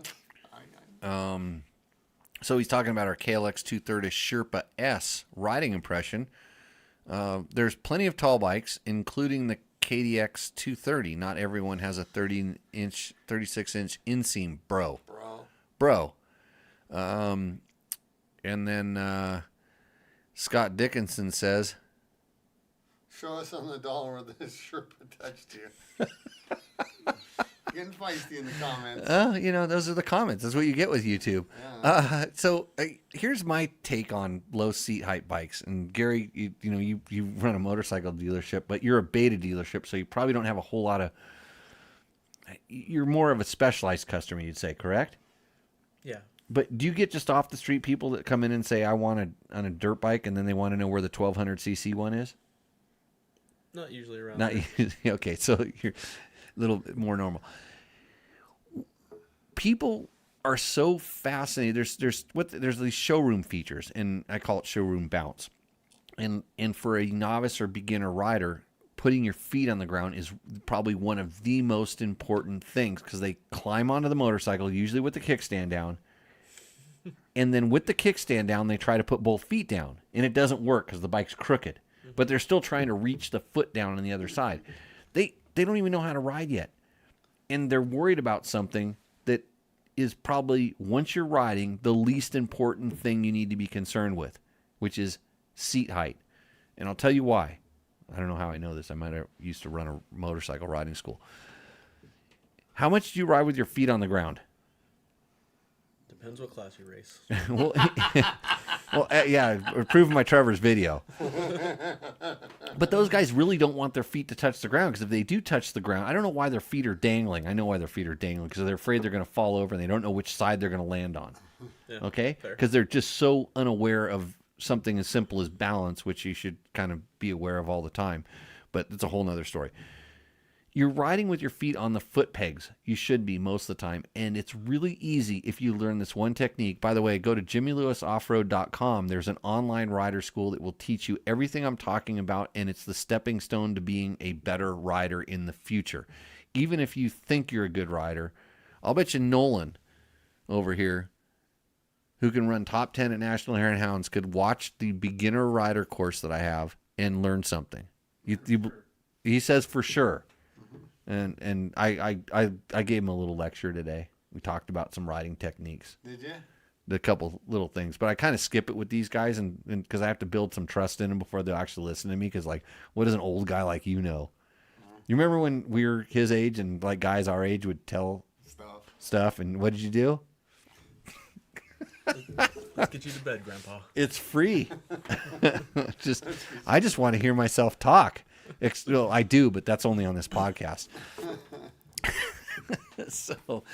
Okay. So you don't need to be putting your feet on the ground, but you don't know this when you're a beginner rider because you just don't know what you don't know.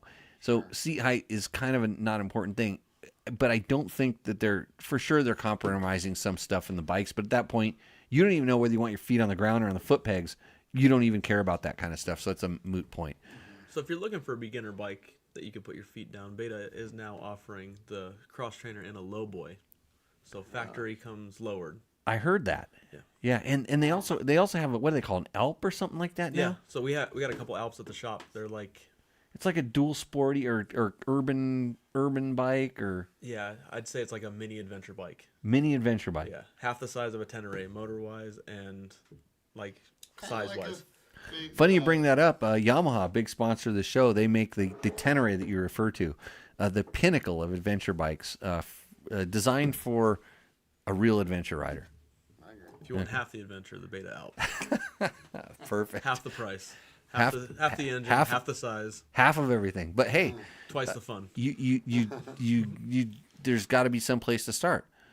Let's see. I'm trying to look at some of these other things. They want to know which race Trevor did. That was was it the Desert MC National Hare and Hound? Yeah. Is that what he rode? Yeah. Your boy Chris hit you up about the WP shock on the cross trainer. Oh, okay, good. He's getting back to me. Thanks. I will follow up. I will use the $100 for a moose. Okay, I'm sure if you call Takamoto, they will help you get dialed in. And he says, what does he say, Jimmy? For the WP shock swap, you need to lower the shock 20 millimeters, run a 240 mil length spring, and just trim a little off the upper frame shock mount. There we go. Doesn't sound too big of a deal. I mean, just take a grinder to the frame. Yeah. Grinder to the frame. I'm not worried about that. It's probably very little, but now you know how to set it up, Gary. When you go in there, you know that if somebody comes in, because now they heard this on the show, of the 37 million people that are watching this right now, there's got to be 2 owners of Beta cross trainers that want to upgrade them. Chris, what year did you run, if I can ask? Shock? Shock, yeah. I guarantee you that the KTM shocks are probably, you know what, they have been changing them a lot late. Change the upper eyelets. So if it's not the newest generation one, then it's probably an older one, I would guess, because you probably got it. It wouldn't be brand new. It'd probably be a couple years old. I'm building a cross trainer right now. I'll grab one of the WP shocks. And now is it going to be? Is it be something that we can test for dirt bike test? No, it's customer stuff. Customer stuff? Yeah. Factory customer stuff. Well, if you need his contact, I can get it over to you. Somebody says that somebody else on the YouTubes is the best Yamaha ambassador, and they apologized to me for saying that on my podcast.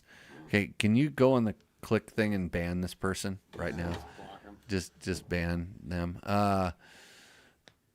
Anybody with boobs is better than me. Okay, just gonna say that right now. If I had boobs, you know how many millions of people would be following? Because I'd show everything. I feel like I would too.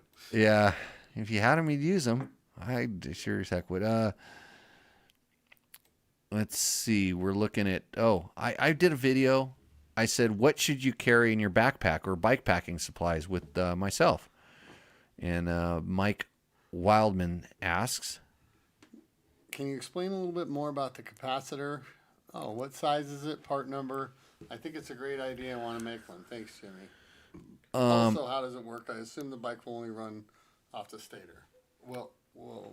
Okay. He assumes the bike will run off the stator. So I carry all the time because it's just something I carry in my backpack. I have a capacitor, and I don't know the size and the thing because I got it from somebody that was building these things I got it like off ADV Rider, because when the KTM's batteries break, which happens every once in a while, if you don't have another battery or something, the bike just won't work. But if you put a capacitor in there, it will. So if you bump start it or you can jump start it, it'll run. And so I have this capacitor. It's not that big. I showed it in this video that I did, and I carry it with me. It weighs nothing, but it allows the bike to run. You can back in the old days when it had kickstarters, you could kickstart them, but now you can jump start it and then hook this capacitor and it runs. So go to ADV Rider and probably search KTM capacitor. I think mine. Takamoto makes them too. Oh, Takamoto. Yeah, we were putting them on when I built Axel Pearson's ISD e-bike. We put one on there for that reason, just in case. Just in case. On a Yamaha. So this is a good question. So you had it in the system the whole time, correct? Yeah. It was always in there. Would a capacitor help my Yamaha start better? Like add a little. I haven't done enough testing with that to see, because that's kind of how the old ones used to be, like the first fuel injection before they had the batteries on them. Yep. When you kickstart it, you had to charge the capacitor for it. Right. With a couple kicks and then discharge it. But was more just to give you enough voltage on your battery or your fuel pump to get it to actually fire if you needed a bump start. Right, and I'm kind of because if there is a downside to Yamaha fuel injected 4-strokes is the starting. They just do not fire right back up. It's not a Honda, it's not a KTM, and this is something I've complained about. And you notice this, that you notice my bike does not like to start. It really likes to be in neutral, and I've heard of guys running different batteries to kind of spin it a little faster, and I just wondered if a capacitor on there would kind of help give it that little extra bump. I mean, KTM still have a capacitor on them with the battery, so maybe that's the reason why. And we unlocked it right here. A capacitor? Where is that in? It's on the new ones, or? Like, yeah, I'd have to show you on the bike. It's in line. It's in there someplace. Yeah, like I know, like on a 16, it's above the throttle body. Huh. Well, I'm not aware of this. So it could be interesting. So, anyways, I don't. Well, you learn something new every time. Hold on a second. I have a sound for this. When you carry in your pack, you can hardwire it in too, right? Okay. I wish I could make that louder. The more you know. Yeah, I've seen guys wire them into the battery. I carry it just separate. Because you're jumping on a different bike every day. Yeah, I want to have it in my backpack in case I need it. Your friends need it too. So yeah, the capacitor just allows the bike to it keeps enough power stored up so that there's no lags in it, so it will keep running. Because if it has any drops in voltage, it shuts the fuel pump off, and sometimes it shuts the ignition off and does a lot of weird stuff. It needs a certain amount of power, so that's how that works. I didn't know. Let's see. Here we go. What does Nick Van Neck say about the Tech Talk Taco 268? I think it says a lot about your journalistic integrity that you couldn't come up with the word speculation. LOL. This is during this show, so I don't remember. So number 8 right there. They call it a condenser. Well, condenser. So I wonder. Well, do we have any electronics geniuses? I know if you unplug it, it still holds 12 volts, just like the condenser does. Because on my old XR80s, we had a condenser that hooked up to the coil, and it was in line, and those used to go bad. In fact, I just helped a friend. I just rebuilt a QA50, a Honda QA50, and we think the capacitor was bad on it, so I added another one, but it was exactly what you see, that little capacitor thing. But I didn't know they were in KTM. And that's in bikes with batteries, so it has it additionally. Huh? I know there was an issue in 16 of the wires were breaking on them, and we were throwing the 15 ones on them because they were smaller, but they would still work. Huh. Yeah.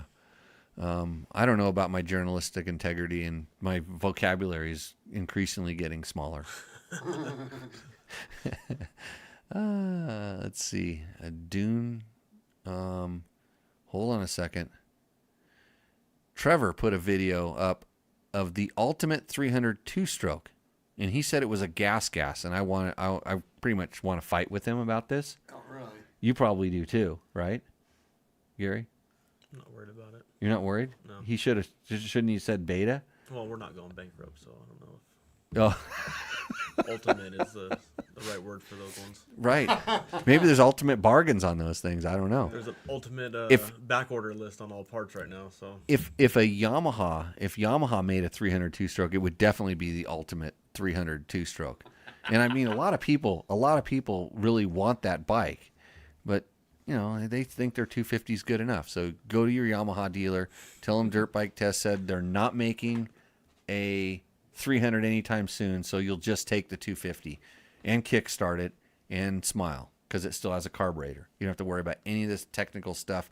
No capacitors on the YZ250 two-stroke. Or the betas. Or the betas, for that matter.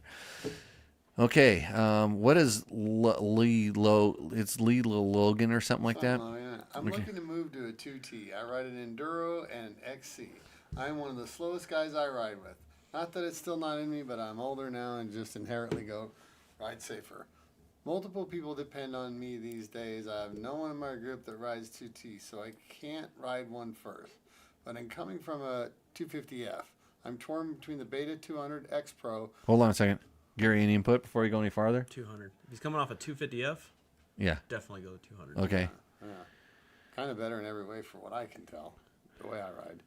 I'm torn between the 200 X Pro, a 250, or a 300 EC gas. He meant to say Yamaha YZ250 there, by the way. I was going to say, he just said 250. Got it. But I think the 200 would be lighter and more fun for what I want, but I'm worried rider triangle might be cramped. I'm a tad big at 6'2" and mostly legs and arms. What would you recommend in my first 2T for lazy enduro and XC trail riding?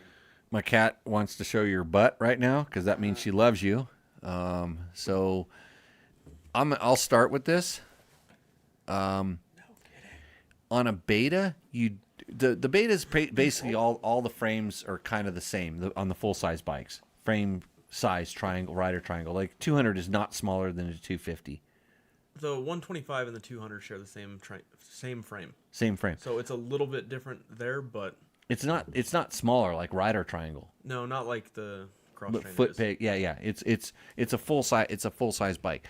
Of all of the bikes out today, I would wager to bet that the Beta is the most roomy chassis out there.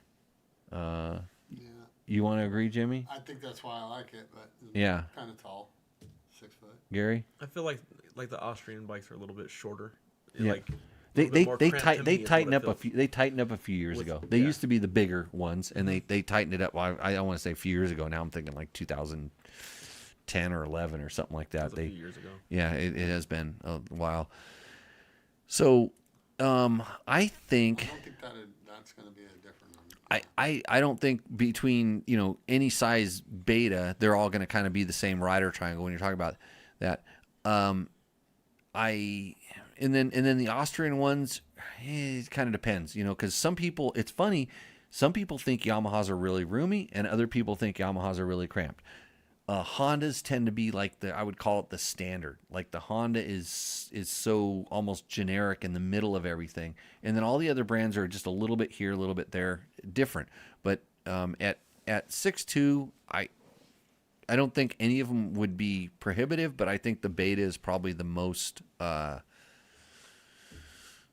adaptable at that point. And then, it kind of depends on, these bikes. A lot of them have adjustable top clamps where you can move the handlebars forward and do different things, and that makes a huge difference for riders. There's a lot of different foot peg options.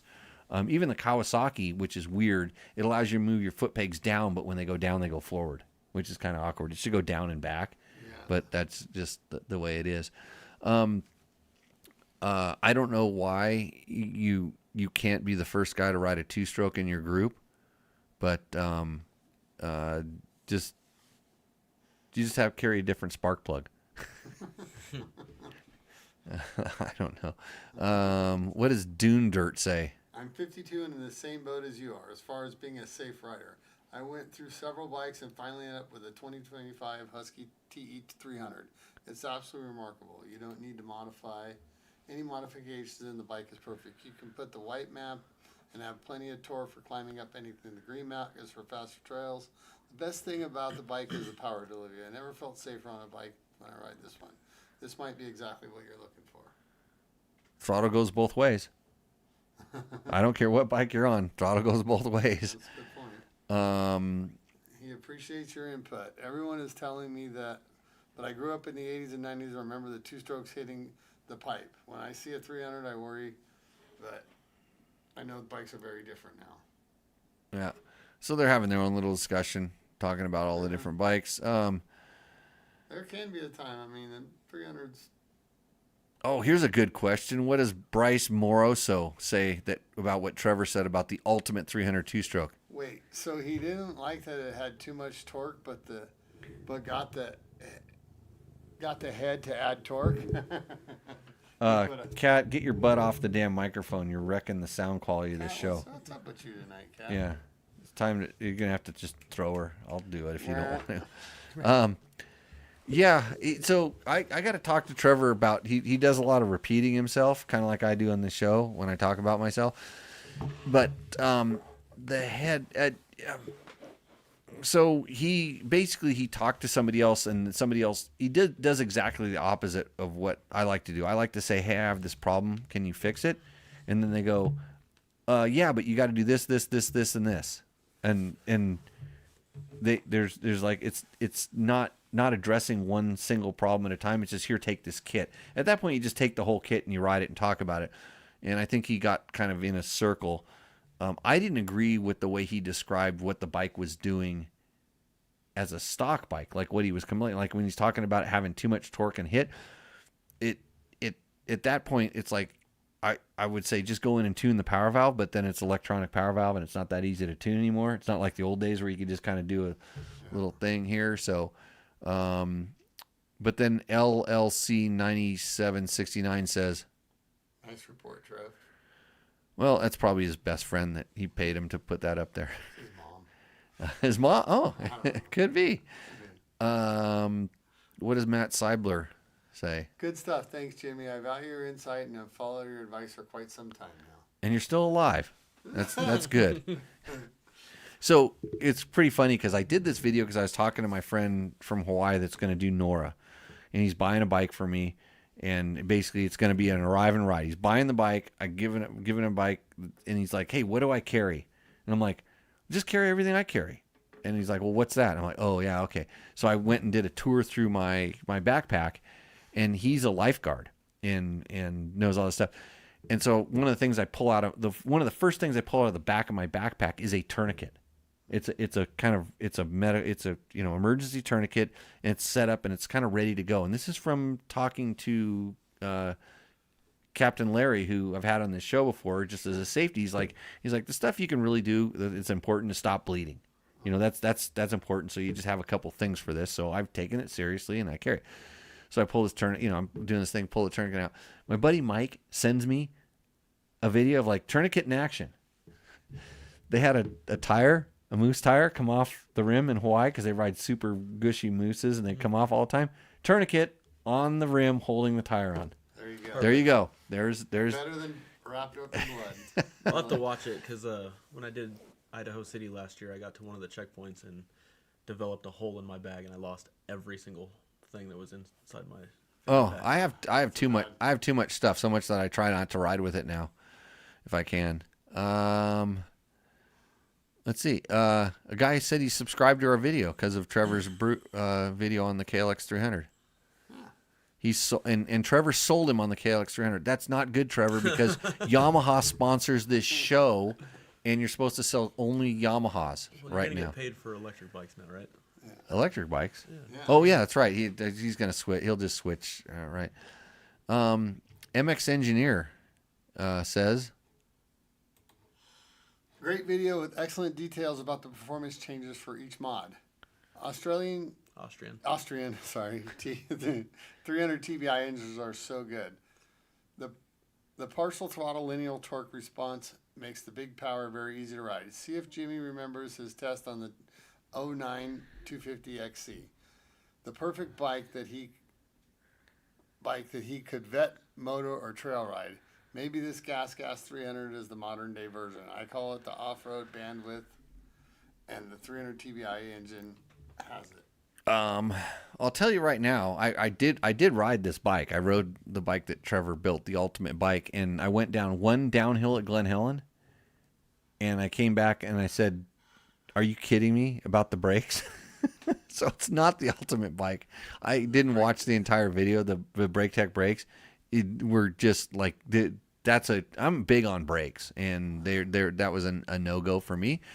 And I do remember the 2009 KTM XC that I rode, and the XC is set up a little more kind of moto-y than this one. They did some suspension work on it, and it was a direction that kind of went away from what I liked. It was kind of set up for some of the other vet guys that like a characteristic that I don't like.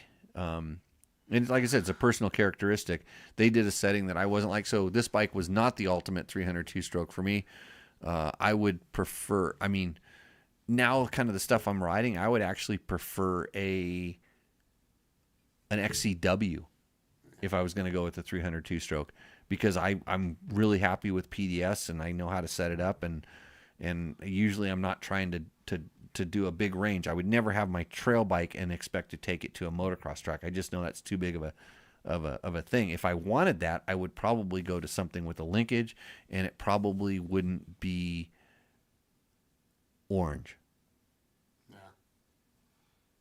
It would probably be, I don't know what it would be. I don't know what the perfect in-between bike is anymore. Yeah, so who knows? It's a good question. You must know how much different your kit is when you ride your Tenere. That's the same kit I put on the back when I ride my Tenere. On my Tenere, I have saddlebags, and Mark Daniels says he thinks this is the longest show ever. You guys need to go to bed. Shit, it is late. It's late. Nolan, you're doing penance over here like me on this show, staying up past your bedtime. What time we riding tomorrow? Early, when it's super cold. Super cold. You're getting too comfortable down here in southern Nevada, all this warm weather, all this stuff. But it's supposed to rain in a couple minutes, and then it'll be nice and icy in the morning. Yeah, it is the longest show ever, Mark. We're gonna quit. It says it's gonna rain from midnight tonight. Perfect. You should go riding at about 1:30 tonight. It's gonna stop about 6 a.m. So it'll be perfect. Let's see. Good stuff. I thought it was excessive at overpacking when it comes to tools, but you got me beat. Thanks for showing me how you carry the gas bag. I'm going to carry mine like that instead of the bike. Yeah. So thanks, Jeremy. Let's see. It's a cool way you carry the gas bag. Mountain Biker says he loves this series, the ultimate build, and I told Matter Don't how to work on a recluse clutch. So thank you. And that was 1 minute ago. He should be watching this. So, well, Jimmy, thank you for coming. Thank you for dragging Gary out here. Yeah. Because everybody, if I wasn't going to race a hare and hound, which I don't know if I'm going to do, I'd go out and ride some betas at the demo days. Yeah, for sure. Could I get a discount on the entry fee? Maybe like $10, $10 off. All right. Okay, so for $20 you can ride 7 or 8 new betas. 8. 8. And a trials bike. You know what you should do? You should set up a trial section. This is what I would do. Set up a trial section, one that's, pretty good. And if they can zero it, you give them their $20 back. There you go. Yeah, because that means they're a serious rider. Yeah. Yeah, so think about that. That's my idea. I'm always knowing how to make millions of dollars. Actually, Giving money back. people accuse me of repelling money, and if it was my business, you saw what I just did. So, okay. Mike came in and says he digs a long show. I have fire department training Tuesday night, so usually miss him. Oh, yeah, he was a regular listener. Well, hopefully he's not paying attention to this when he's supposed to be doing his fire department training, because I would hate to have something burned down because he was more interested in what we had to say. And with that note, Gary from Sportsman Cycle and Dynamic Dirt Suspension, go to dynamicdirt.com, right? Yep. Hey, how did my contract? Because I tried to get a ride at JCR last week and it didn't go very well. I told Johnny, hey, you need another fast, almost 60-year-old guy, and he said no, he's already got one allegedly. And that's not you. You're B class. I was talking about A class material here. I know who he was talking about. Yeah, he's probably talking about himself, but I couldn't get a ride, and I noticed I plugged Sportsman Cycle a whole bunch. I was wondering what the chances are, maybe work out a little sponsorship deal. I think the royalty check's in the mail. But Okay, in the mail. see how it goes. In the mail, because you got a race ready beta that I could take to the National Hare and Hound this weekend? Because my blue crew is solid. Nolan knows how fast it is. I was letting her eat. See those wheelies today? Yeah, just like the front wheel would come up, and I just couldn't put her back down. It was almost Husaberg-like. Yeah. Okay, so thanks everybody. Thanks everybody for joining in. It's awesome to see you guys in the chats and stuff like that. Tell your friends to subscribe, share this. I don't know what else you can do. You push like buttons or subscribe buttons and all these things, and it helps us out somehow or another. Money flows out of my computer screen. It's amazing. So go to Sportsman Cycle and buy a beta. If you need some doors in Las Vegas, talk to Jimmy. Or don't. I need to talk to you about a door too. I have a little problem. Not your problem, but my problem. And thanks, Nolan, for sitting in and watching this whole thing. Yeah, Did we do okay? Yeah. You ready to host next week? Because you're here. You just got to talk a little bit. Just do what I do, but 90% less, and it'll be a good show. Okay, everybody. Cheers. We'll see you out in the trail. Now I got to remember how to shut this stupid show off. I'm push some buttons and it goes.